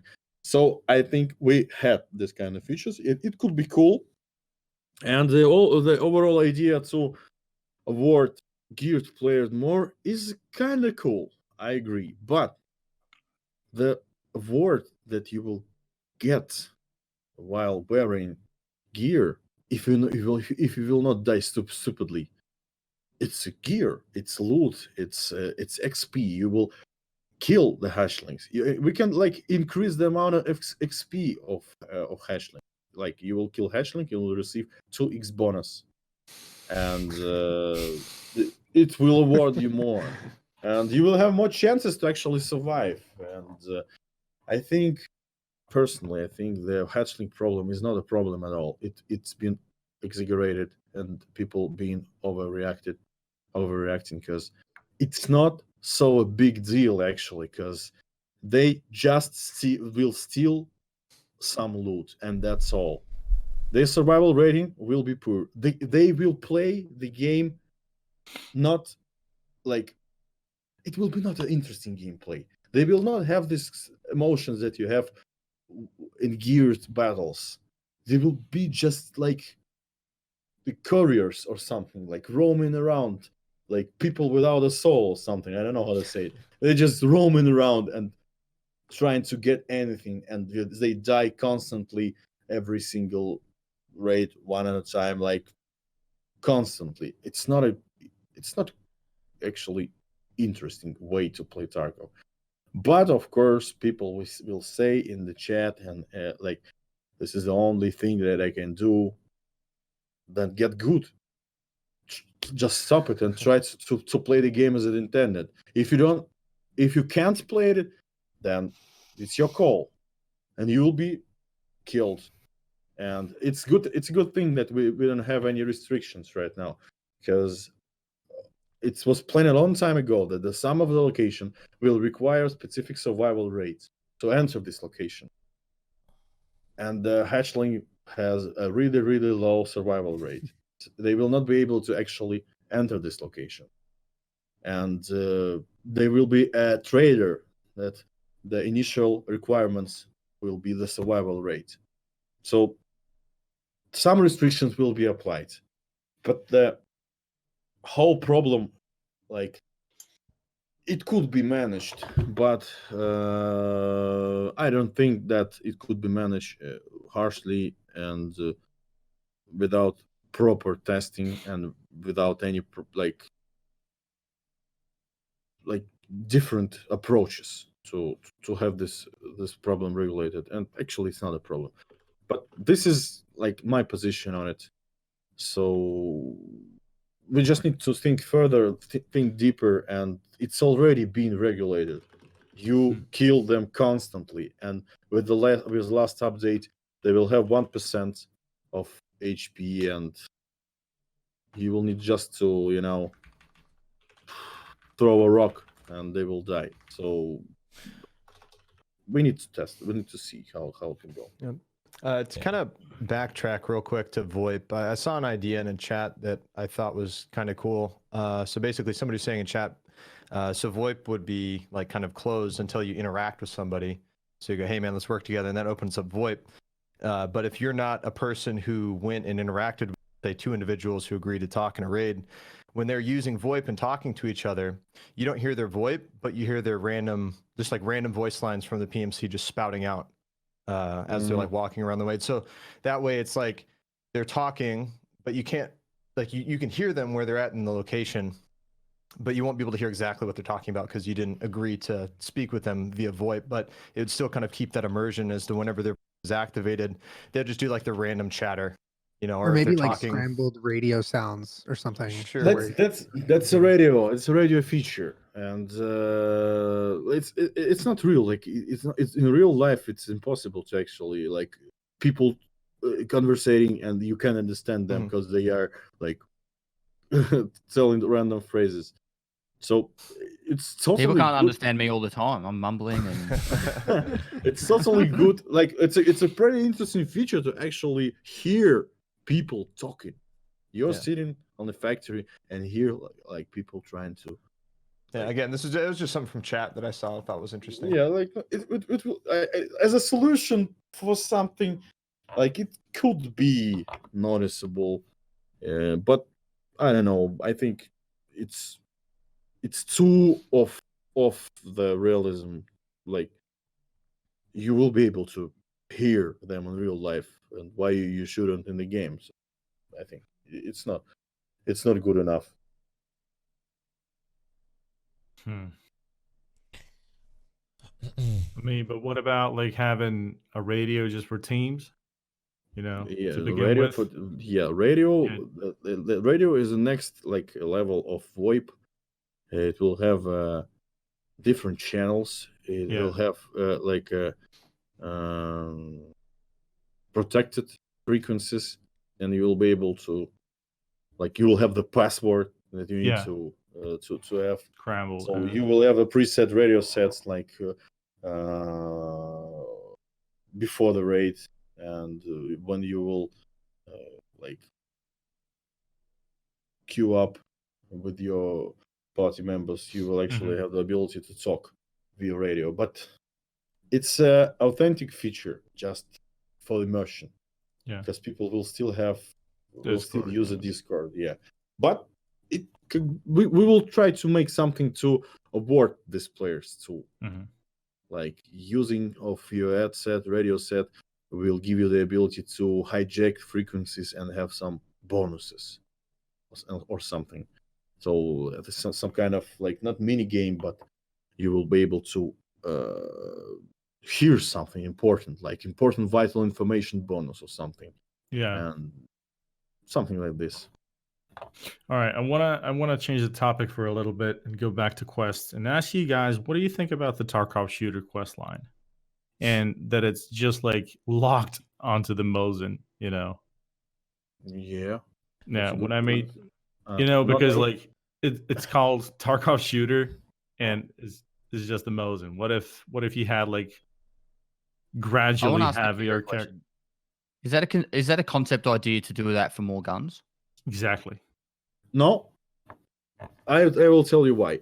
Because Tarkov shooter is a rephrase of Voroshilovsky shooter, and Voroshilovsky shooter was using only one gun, and I think it was Mosin, maybe some other weapon. I can tell you exactly, but it was one single gun, and the mastery was linked to this gun, and the idea was to have a quest line based on a one weapon only, like the mastery of this gun.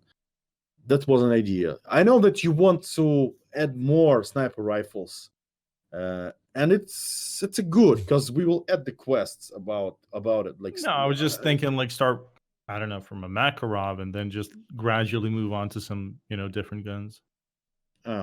Just so people would have to use it in actual quests and complete quests using, you know, certain weapons. Maybe modded in a certain way. I don't know.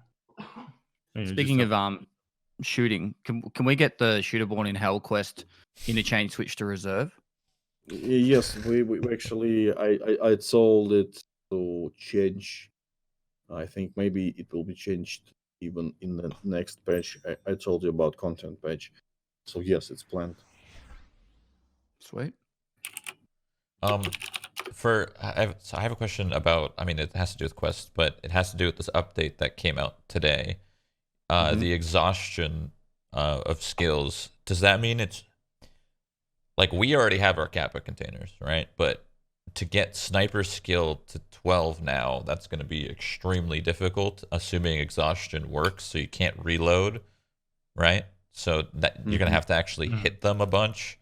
Is that how that works right now? You can't spam reload to get it up. It won't work. Yeah, the thing is, if you will try to repeat the action again and again, it will be slower and slower and slower and slower, and till the like ridiculously low percentage of progression, and you will need to wait for some time to refill this fatigue. Yeah, I just asked this because I feel like there's a lot of people who are still on stress resistance, and of course, sniper skill is like one of the last ones. I think stress resistance is probably going to work the same way with exhaustion. If you get shot a bunch, the first hit give you a lot, but then it's going to start to go down as you get hit more. So I think stress resistance is only harder to get up now, and it was already extremely difficult. Now you can't do the burning barrel strat or whatever, right? So I'm just wondering if there's, in the meantime, any way to up those two because you guys just added exhaustion. Like, is there any way that you guys can go into the settings and change it? Because I think those people are going to be literally stuck. I don't think they're going to get their kappa anymore. We can't just like change several of skills. We can boost up the whole leveling system, and I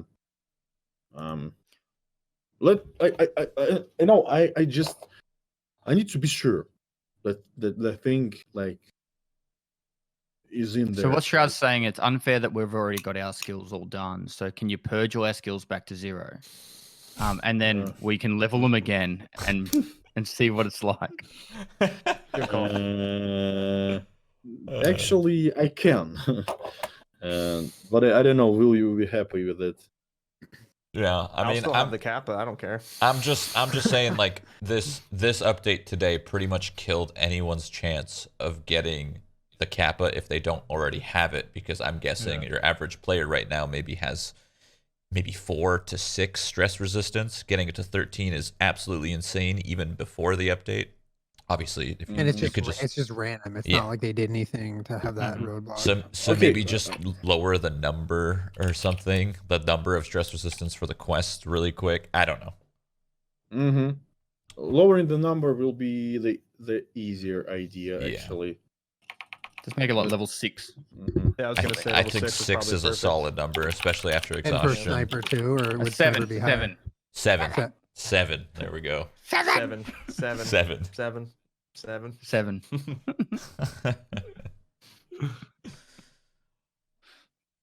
Julien. Yeah. Your thought on quests? No, I mean I pretty much agree with what Shroud was saying. It's, it seems unfair. Kind of random. A patch update would put a pretty big roadblock if someone were trying to level those skills. And again, it's like they were saying before, this is not a permanent solution. It's more of just day to day to keep things, manageable for people trying to progress in the game. I mean, at the end of the day, like skills, their core-ish, the skills like at their core just need to get overhauled eventually. Like the way we level them, and how we level them, so on and so forth.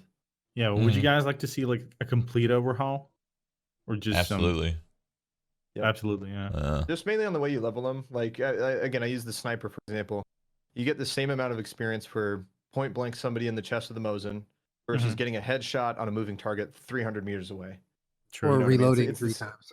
Yeah, exactly. It's the same amount of experience. You're actually better off shooting a scav in a leg 6 times to kill him. To get 3 skill points than it is to shoot him in the head once. Yeah. And then get 0.6 of a skill point. So yeah. Headshots should just give straight up like 2 skill points. And then like a leg shot should give 0.1 because it's a shit shot.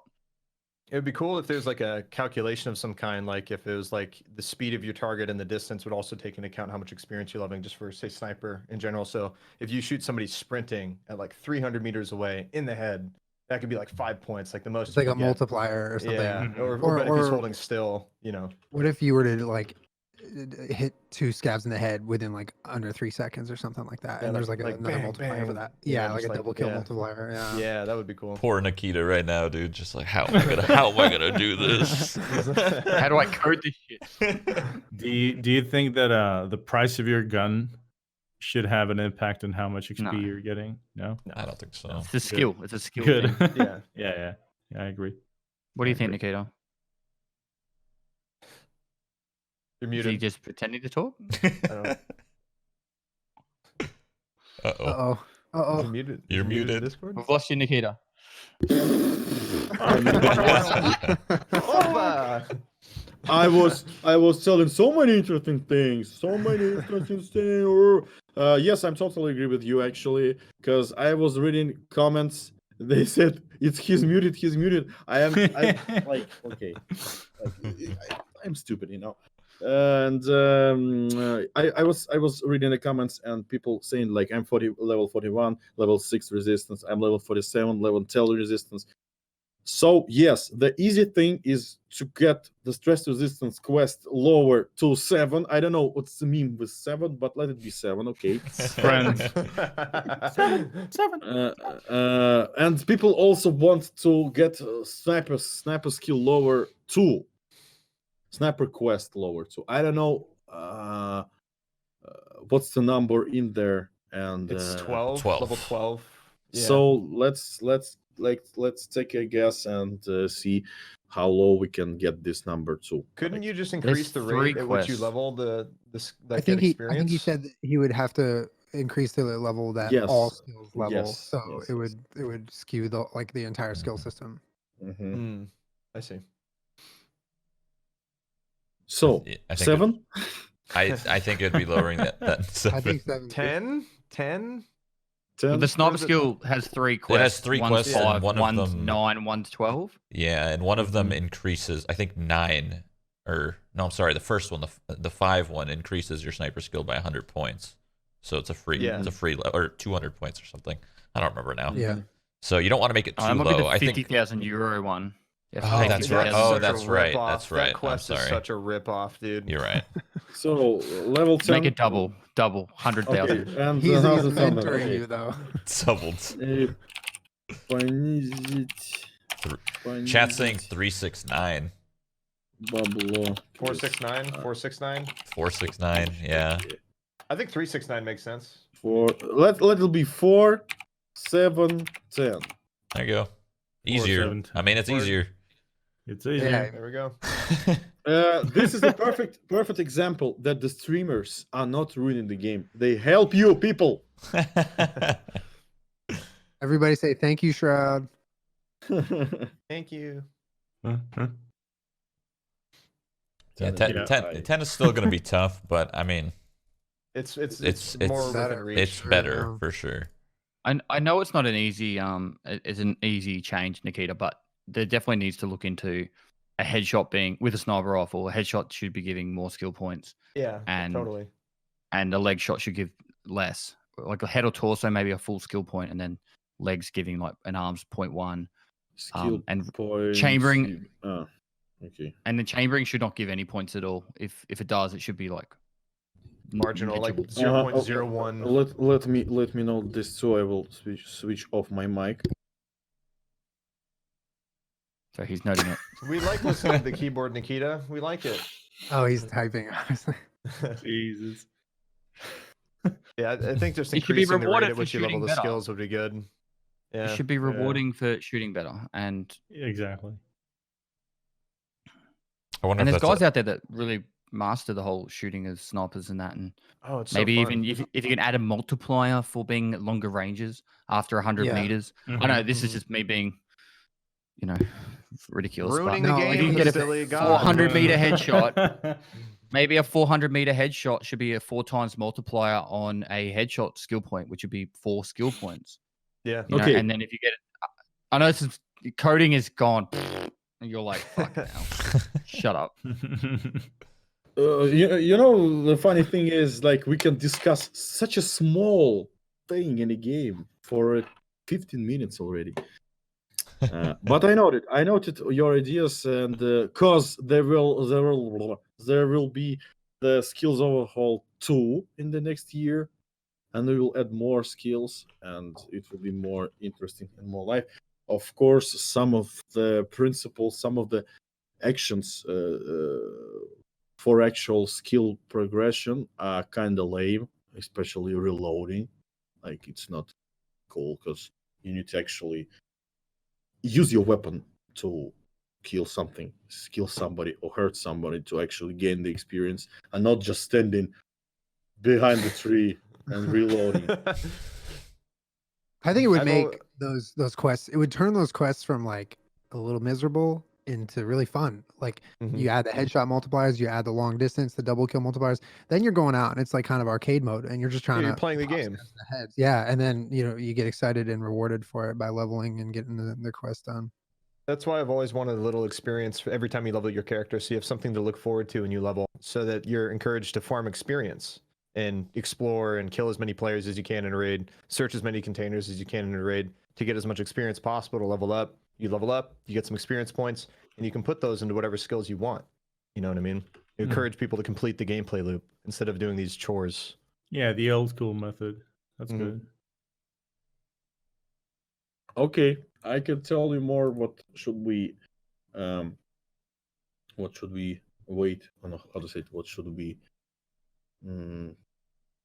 So the next year, new features. I can tell you more. I will start to talk simple. So the weapon malfunctions and the overheating. It's like the feature that I really want to be in the game, because it will change the game, because you will need to actually have the good ammo and look for your weapon's condition, repair your weapon, and the weapon spawn on the locations or in the inventories of AI will have different amount of durability. So we actually will need to repair your weapon and use proper ammunition, use proper magazines, because every single magazine will have a modifier in terms of malfunction, in terms of different jamming and stuff, and you will need to like understand and know the thing about jamming and troubleshooting.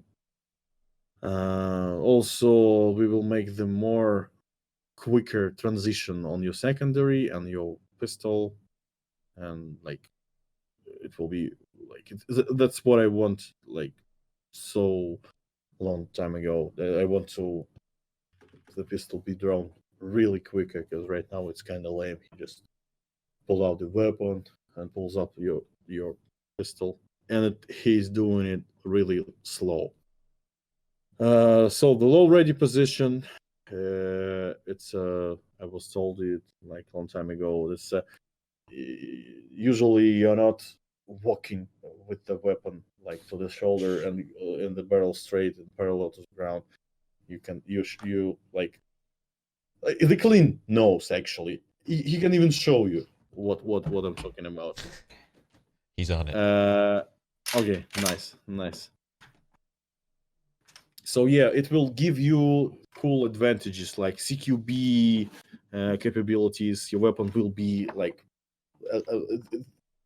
the sizes of your weapon will be like smaller because you're putting it closer to your body, and you will have the stamina bonuses, like the weapon with this position will draw your stamina slower, and so on. And it will be like just cool looking thing, like tactical stuff, like going like a true tactical operator.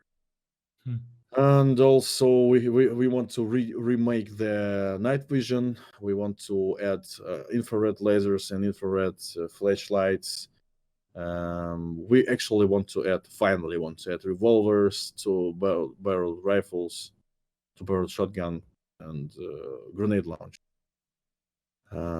We will add like durability of silencers and subsonic ammunition. I can't wait for that feature. Alternative hand grips on your weapon, like you will be able to change the style of your C-clamp. Yeah. Tactical reload with the the same type of magazines. Advanced recoil characteristics, pretty good feature. We like, as you know, every mod has a recoil. Like if you have a recoil influence, it's just like recoil -5. It means that -5% to all of the recoil, like horizontal, vertical, and stuff. And we will divide these parameters, and the weapon pass will have different parameters, like vertical recoil modifier, horizontal recoil modifier, and even the modification of actual recoil vector. So you will be able to, for example, install the specific flash hider, and he will change the recoil pattern of your weapon. That's cool. What's more? Camo netting, the ammo loading interface, and so on. Like many things. The character, A lot of stuff. Yeah, a lot of stuff. And the character will receive the advanced weight restrictions. So the big feature will consist of actual drawbacks, like negative effects of overweight. So you will need to watch what you're carrying, how much you're carrying, and it will lead to different kind of negative effects. So no, like bunny hopping over 60 kilos and running around like a madman. No more for Pestyly's gameplay. Going with maximum big backpack and like just sprinting over everywhere. Like I know I love watching Pestily stream, like play. Attack on Pestily Day. It I only took 3. It was only 3,000 kilograms. It's not that much Only weight, 3,000 dude. kilograms. He casually talks with people in the chat, and I think he just doesn't. To be honest, I wasn't able to get the into the raid with monitor. 3,000 kilo. Offline mode worked, but online didn't. How fast did your Just stamina drain? automatically? Like It's the same. It's got a limit. Like it's just like a.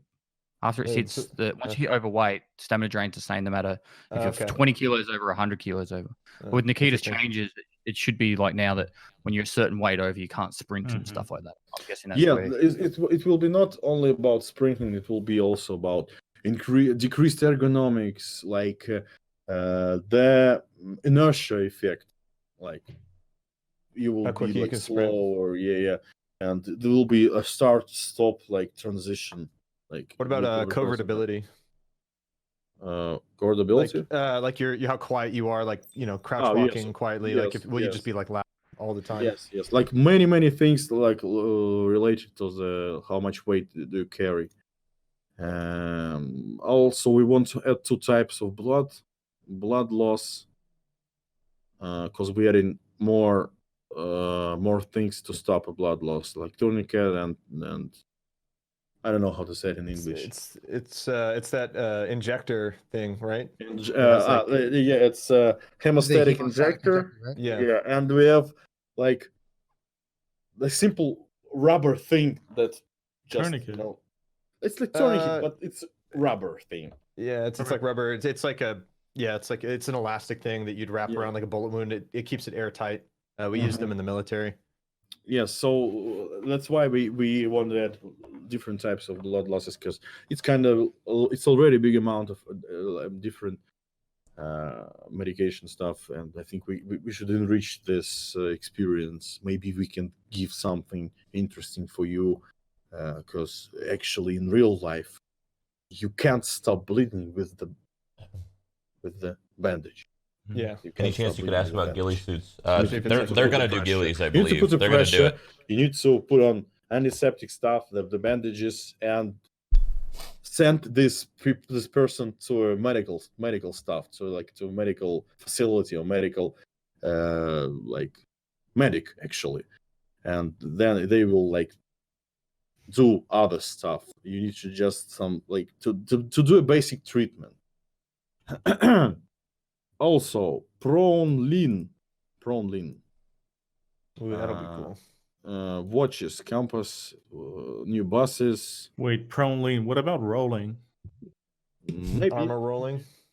maybe. Armor rolling, yeah. So Prolin is like I called it feature. It could contain. It may contain like several features related to Prolin. Can we get alpha leaning, like with the sidestep and the lean, where we could combine the two leans together? Yes, I missed that so much. It was noted. Can we get the? You know how you can put the gun out to the right hand side? Can we get it to get it? Can we put it out to the left hand side? What again? So Like blind you know when fire there's to a the side? doorway, you can only blind fire when it's on your right hand side, but you could easily in real life put it the other way and be able to blind fire out the door the other way. Yeah, the Klean also knows like about this feature because I was telling people on the last podcast that if you lean right, your profile is kind of small. I don't know how to say it. Like it's on the shoulder and your weapon. If you lean to the other side, you like half of the body being exposed. And for true operator experience, you need to shoulder your weapon to the left side and actually shoot from your left arm or like left arm. But we don't have this feature because it will require at least new animation. It's impossible to have all the set of reload animations on the other side, or on the left, based on the left arm, left hand, and it just needs to be a blind fire. We don't need to have like anything too crazy, but just being able to stick it out a door. Okay, but we can have this kind of technique. Like you can blind fire from the left side, but again, all concerned, it's planned. But I think we need to research this, like how to make it properly without any clipping and stuff. So, yeah. I mean, if we could somebody asked about collateral, you can already do collaterals on this game. I would feel the need to have to reload on the left side. That's a lot of animation work too. That'd take forever. Yes, actually, we can do like this. Like we have swapping, but the reload will stay on the right side. What about just mirroring the animation? No, it's not working. That wouldn't work. Because it's not like CS. It's all the like operational parts. Gotcha. They are we can't like mirror them. They stay on the sides that they are meant to be. So lots of new content, new traders, new loot, optimizations.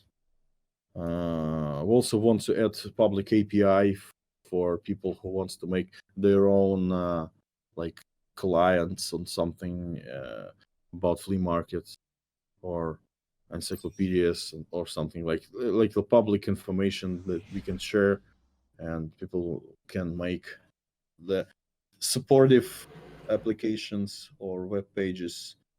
And also we want to make an official companion application with the help of Veritas. Actually, I think he is probably listening us. So the idea to have this application is still on the go, and the next year we want to actually start to produce this, so we will be able to like claim insurance.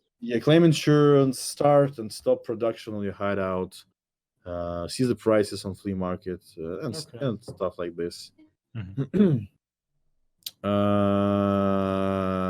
And also we want like the thing was written over there in my list is the special streamer status that will conceal your nickname. Oh, thank God. Streamer mode, yes. And that will conceal all nicknames. So if a death screen comes up, it just says player blue. Something like this. You will be concealed and at least protected a little from a. What about the raid indicator, bottom left? You know the raid number. It could be like we actually really need it in terms of bug finding and bug reproducing, but usually streamers like sitting over there in that corner. Well, we can cover it. It's really not that hard. Oh yeah, so just like move our webcam or something. But I mean, the biggest thing is with like if you're streaming, especially if you're playing solo, you kill one, and he's like, "Oh, that's Klean's name. Let's turn a stream on. All right, guys, he's right here," and you can feel the whole dynamic of the fight change. So I can't wait for that to come in. Yeah, I totally understand, and that's the small thing that we can do for you guys, for streamers, to actually have the fair gameplay. And like many other things, but as I said before, I actually I said pretty everything that we want to make in the next year, because there's lots of additional features. For example, like only compass feature could be big in terms of production, and the whole feature of malfunctions and overheating is also could be big. It all be spread it in the next year. We want, as I said before, we want to make as much updates as possible, because I don't like the idea to have one big update in 9 months. It's totally shit idea, and I don't know. It's all like shitty. Yeah, it went like this in about 0.12, because there's lots of features and mechanics were linked to a reserve location. Like near the half of features was just about reserve, like stationary weapons, new exit locations, and optimizations. Also, even we tested a lot of things on the reserve to optimize on other locations. So it was linked to one specific location, made lots of feature and lots of changes. As far as I know, as far as I believe, the features I described briefly, they can be produced separately. Yeah, so that's why we can do these updates more often, and they will have some cool features like right in the update, because we just want to be sticked to idea that we want to have as much updates as possible, and they must be solid, not only like several fixes. They must have some content and some feature, at least one or two. And with that concept, the year will be interesting, and especially for you, the players, because every single month or month and a half or 2 months, we will have some cool patch with cool features, and the game will be like reloading constantly. And of course, there will be wipes, but I think next year will be the last year about wipes. And as I proposed, and I think there will be later, there will be the special game modes, like as a separate separate character, and it will be like some kind of realm, wipeable realm, and all the people in that realm will have seasonal vibes. It will be like separate, like game world, kind of like Path of Exile. Yes, and you still will be able to play as your main character, or even make a transition of some items to your secondary character.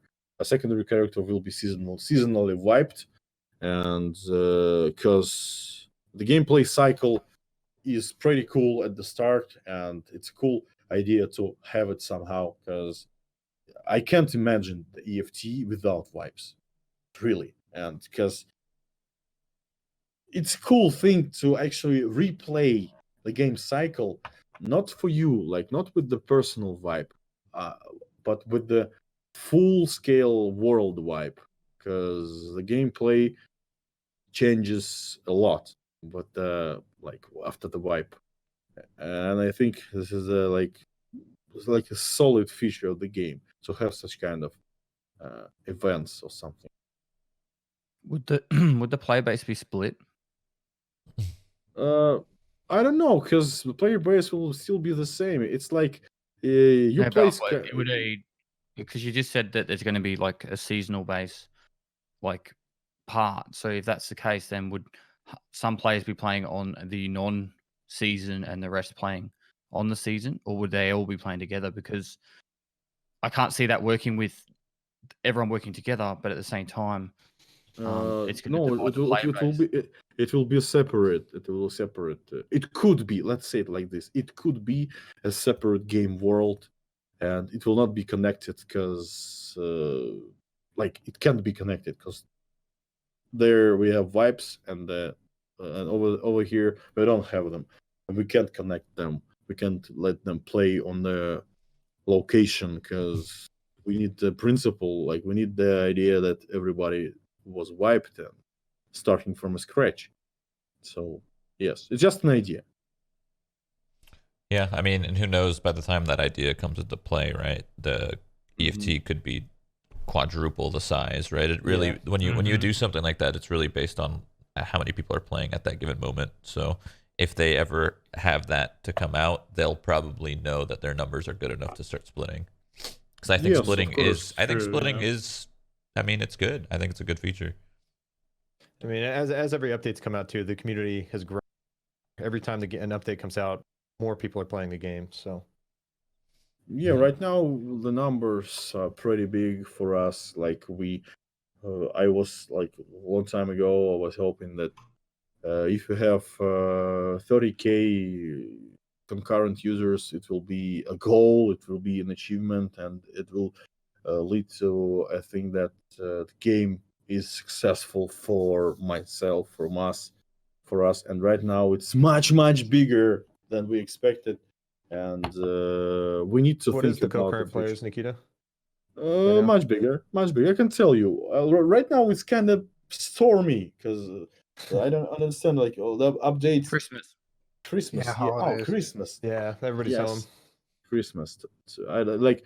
It's slightly lower than yesterday, but the graphic feels kind of weird. I can tell you that 100K is what we reached, and for EFT, it's like a really big numbers because like it was 9K something.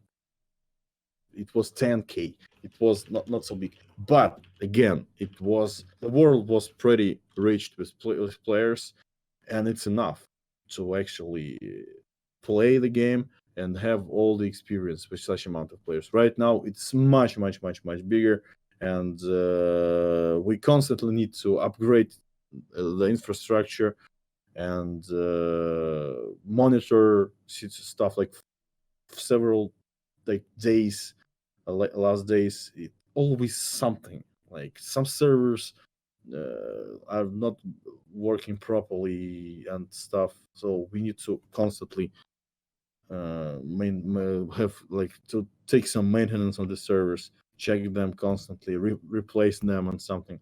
So it's a pretty hard task, especially with the game that scale pretty fast, and it scaled like several times more than it was before 0.12. And we need to think about the future, and we need to think about how to keep players more in the game. And that's why we need to add and think about something that will be in the future, some end game content. And I think I think we have we have time for some questions, and then I think we can show you the video. Oh, of course, I want to tell you that I don't have any leaks, unfortunately, for this podcast. No. Yeah, one quick one. Raid number 3. Raid. Yeah. I know that was kind of a lot earlier. It's like let's hope it will be again before the end of this year. Like they are really close, like production to complete the production of raid number 3, and I don't know. I just wanna I don't want to say something and the luck will how to say it, like will go away, and they will not be in time. So let's hope it will be before the end of this year. Somebody said, "What about in-game items for So- Shroud?" Maybe you have any questions? Actually, I I getting exhausted already. my in-game item is actually almost done. Maybe you have a questions and I have a proposition. It looks like the say PUBG item. You can ask me and I will answer. There is no problem. What controls the weather in Tarkov? Is it just random? No, it's a weather plan. It's big, and it's been generated for the months, for 1 month. Like it's always being regenerated every single month. That was done because we want to add a feature of weather forecasts. So we'll actually see how the weather will change. Any plans about adding snow or like seasonal? Maybe just in the woods or something. Seasons will be introduced with the DLCs, so there will be like DLCs, like free DLCs, also, and they will change the season like globally on the whole like world, in the whole world of Tarkov. You said ages ago that you're working with a company to get EFT merch. Yes. Is it? Like it seems like you have your sources like of information. You said it during a podcast. Yes, I don't know. Merch, like is also on the final stages of production. Like we already have an initial stock of merch. We have a basic assortment.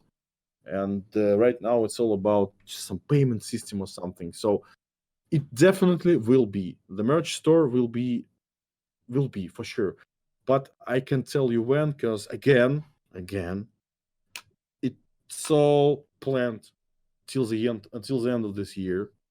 Many activities, and we should wait how it will go. I think we will not be in time, but right after the NY, like I think maybe the middle of January for sure, they will be the store, and it's not like so many pieces of clothing over there. It's like initial basic assortment, but right after the initial like we will see how people actually buy the merch.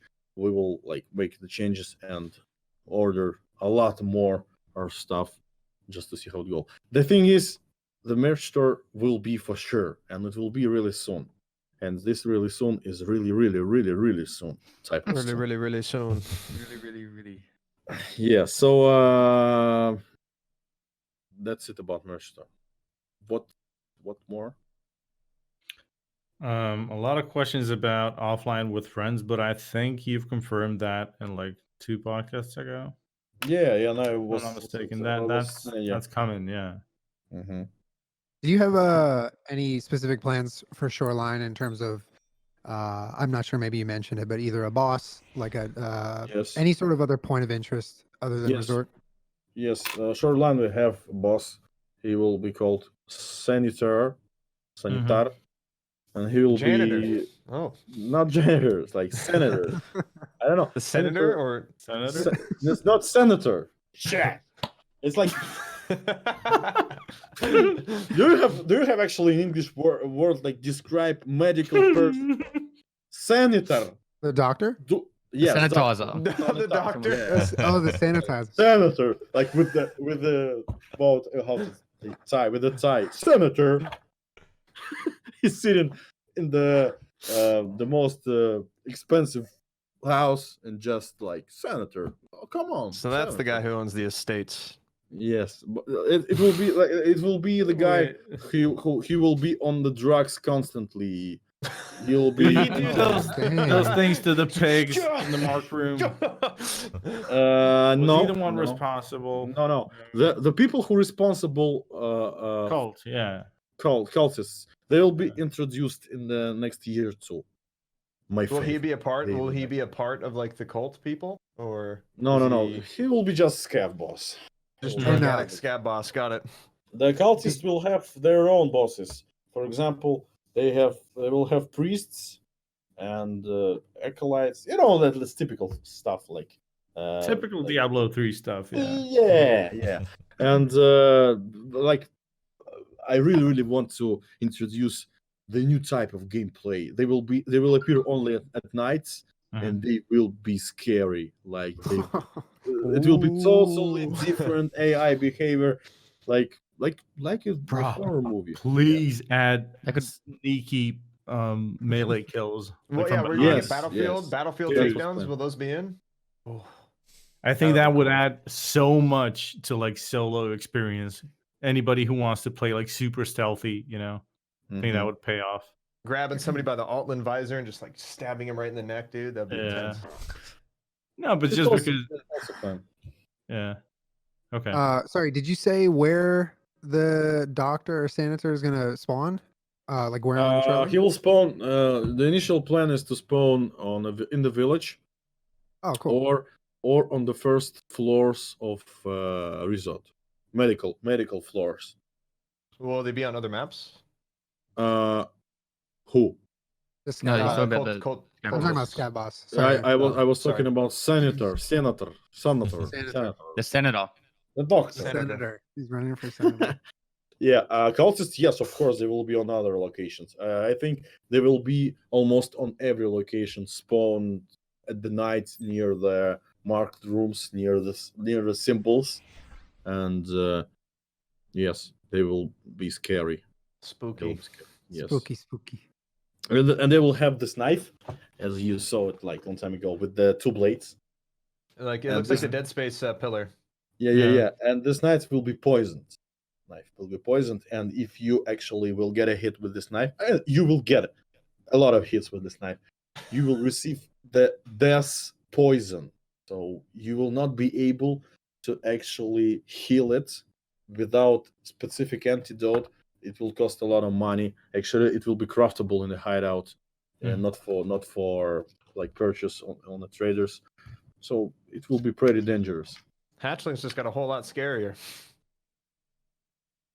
Yeah, Poison like hatchlings. hatchlings, like but Poison real hatchlings, man. Grenade Okay. box. What?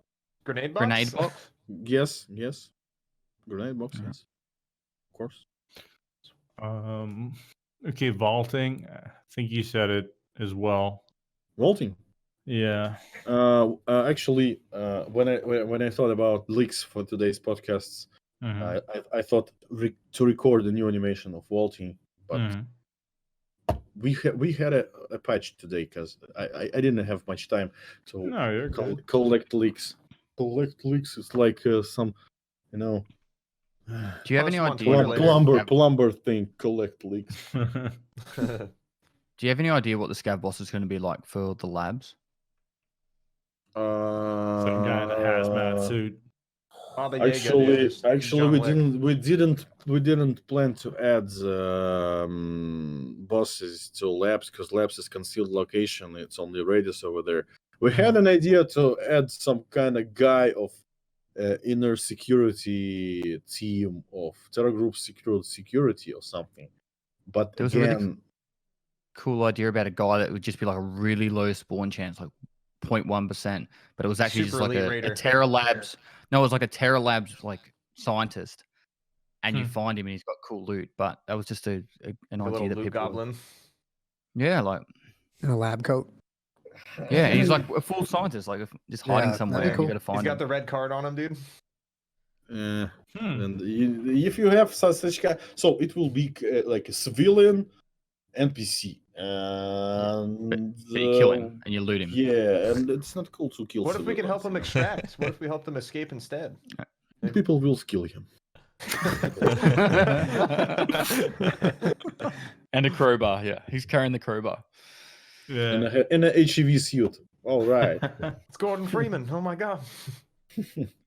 Okay, so more questions, and let it wrap this up.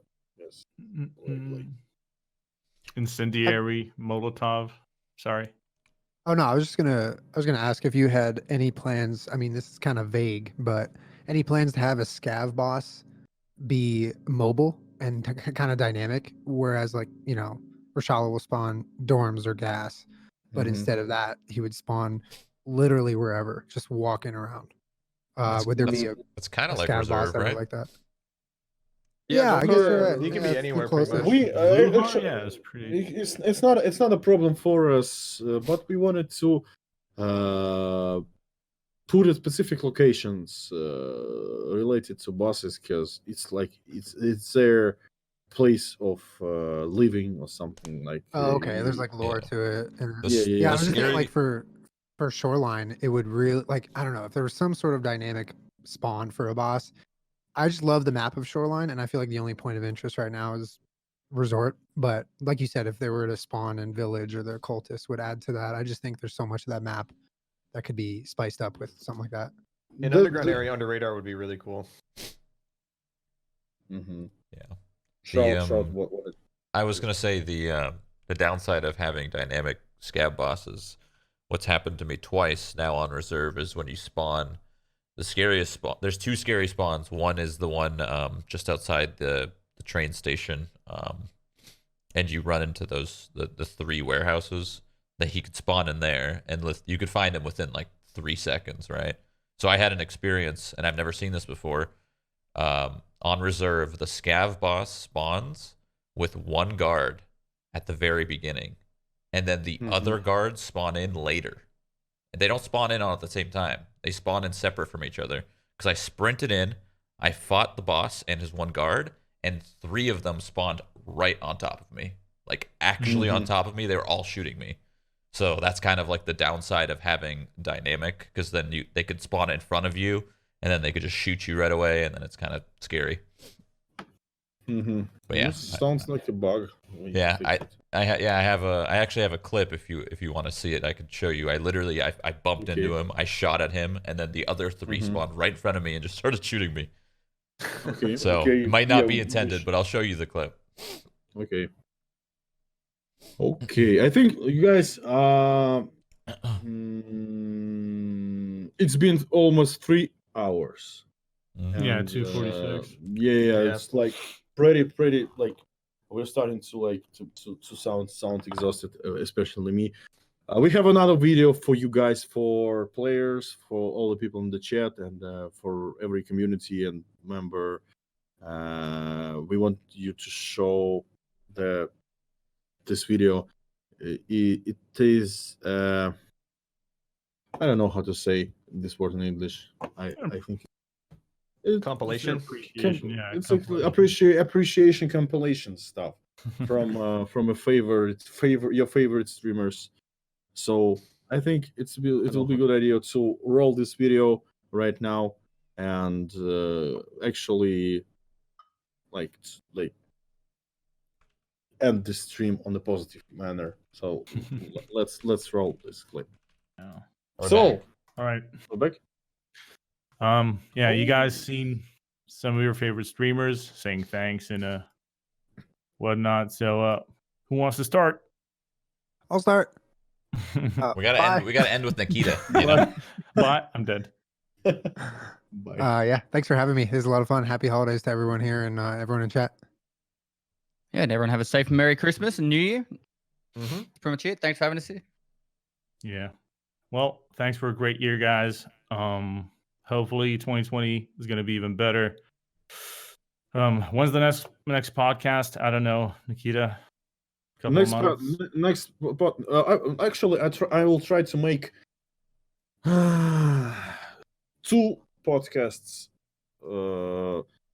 like 1.5 months, 2 months, maybe one podcast in the month for sure. It means that 1 podcast Russian and 1 podcast English, and we want to talk with you more.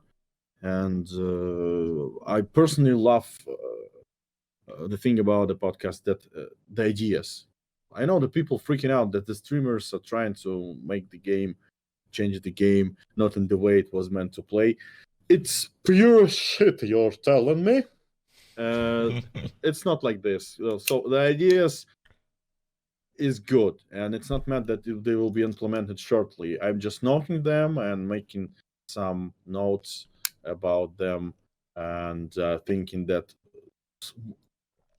like, in general, we're just trying to help. Yes, you know, they try to help, and actually they helped you in terms of, for example, easing the amount of skill level for different quests. So yes, that's kind of a good thing. And I love the idea to actually have a conversation with the players who play the game a lot, and also reading chat and notice things in the chat is also not is a good thing. And of course, you can always put your ideas on the Reddit, on our forums and medias, like social media, because I usually roaming all the way around that resources and pinpoint the interesting ideas. And you know that a lot of ideas was like put into the game with a slight remaster or something. So that's the idea of collaborative like production, collaborative design of the game, because the game is live and it's pretty unique, and we don't know actually how exactly do some of the features so it will suit to you, it will fit in great into the game.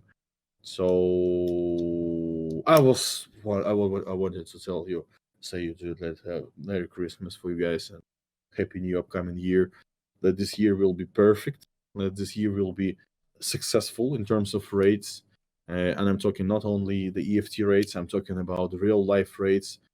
It's not something criminal. I mean that your goals, I want your goals to be fulfilled. I want you to be happy and have a good year and have a good best amount of possible good feelings and experiences. It's not like even linked to a game. It's like just about your life. And the EFT will bring you more pleasure or not. It will bring you pain and suffering. Just to balance things, you know? You will have all the good things in your life, and you will come back home, play EFT, and your life will be balanced because the EFT will bring you tears. So let it be like this. And it sounds like I'm the last person.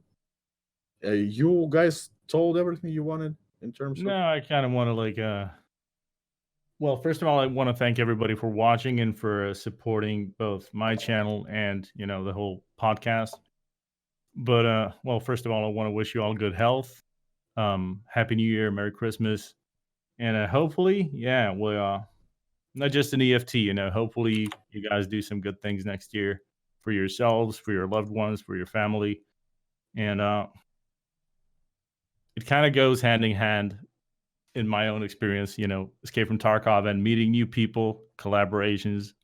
I mean, Julien and me did this video for the intro a couple of days back. I mean, I've been watching him since 2013. So, it's kind of weird how a game can bring people together in such a weird way, I guess. And fun at the same time. So, it's beautiful. Yeah, it actually is. Don't make me cry, Fair. That video was, no, but seriously, really dude. Great.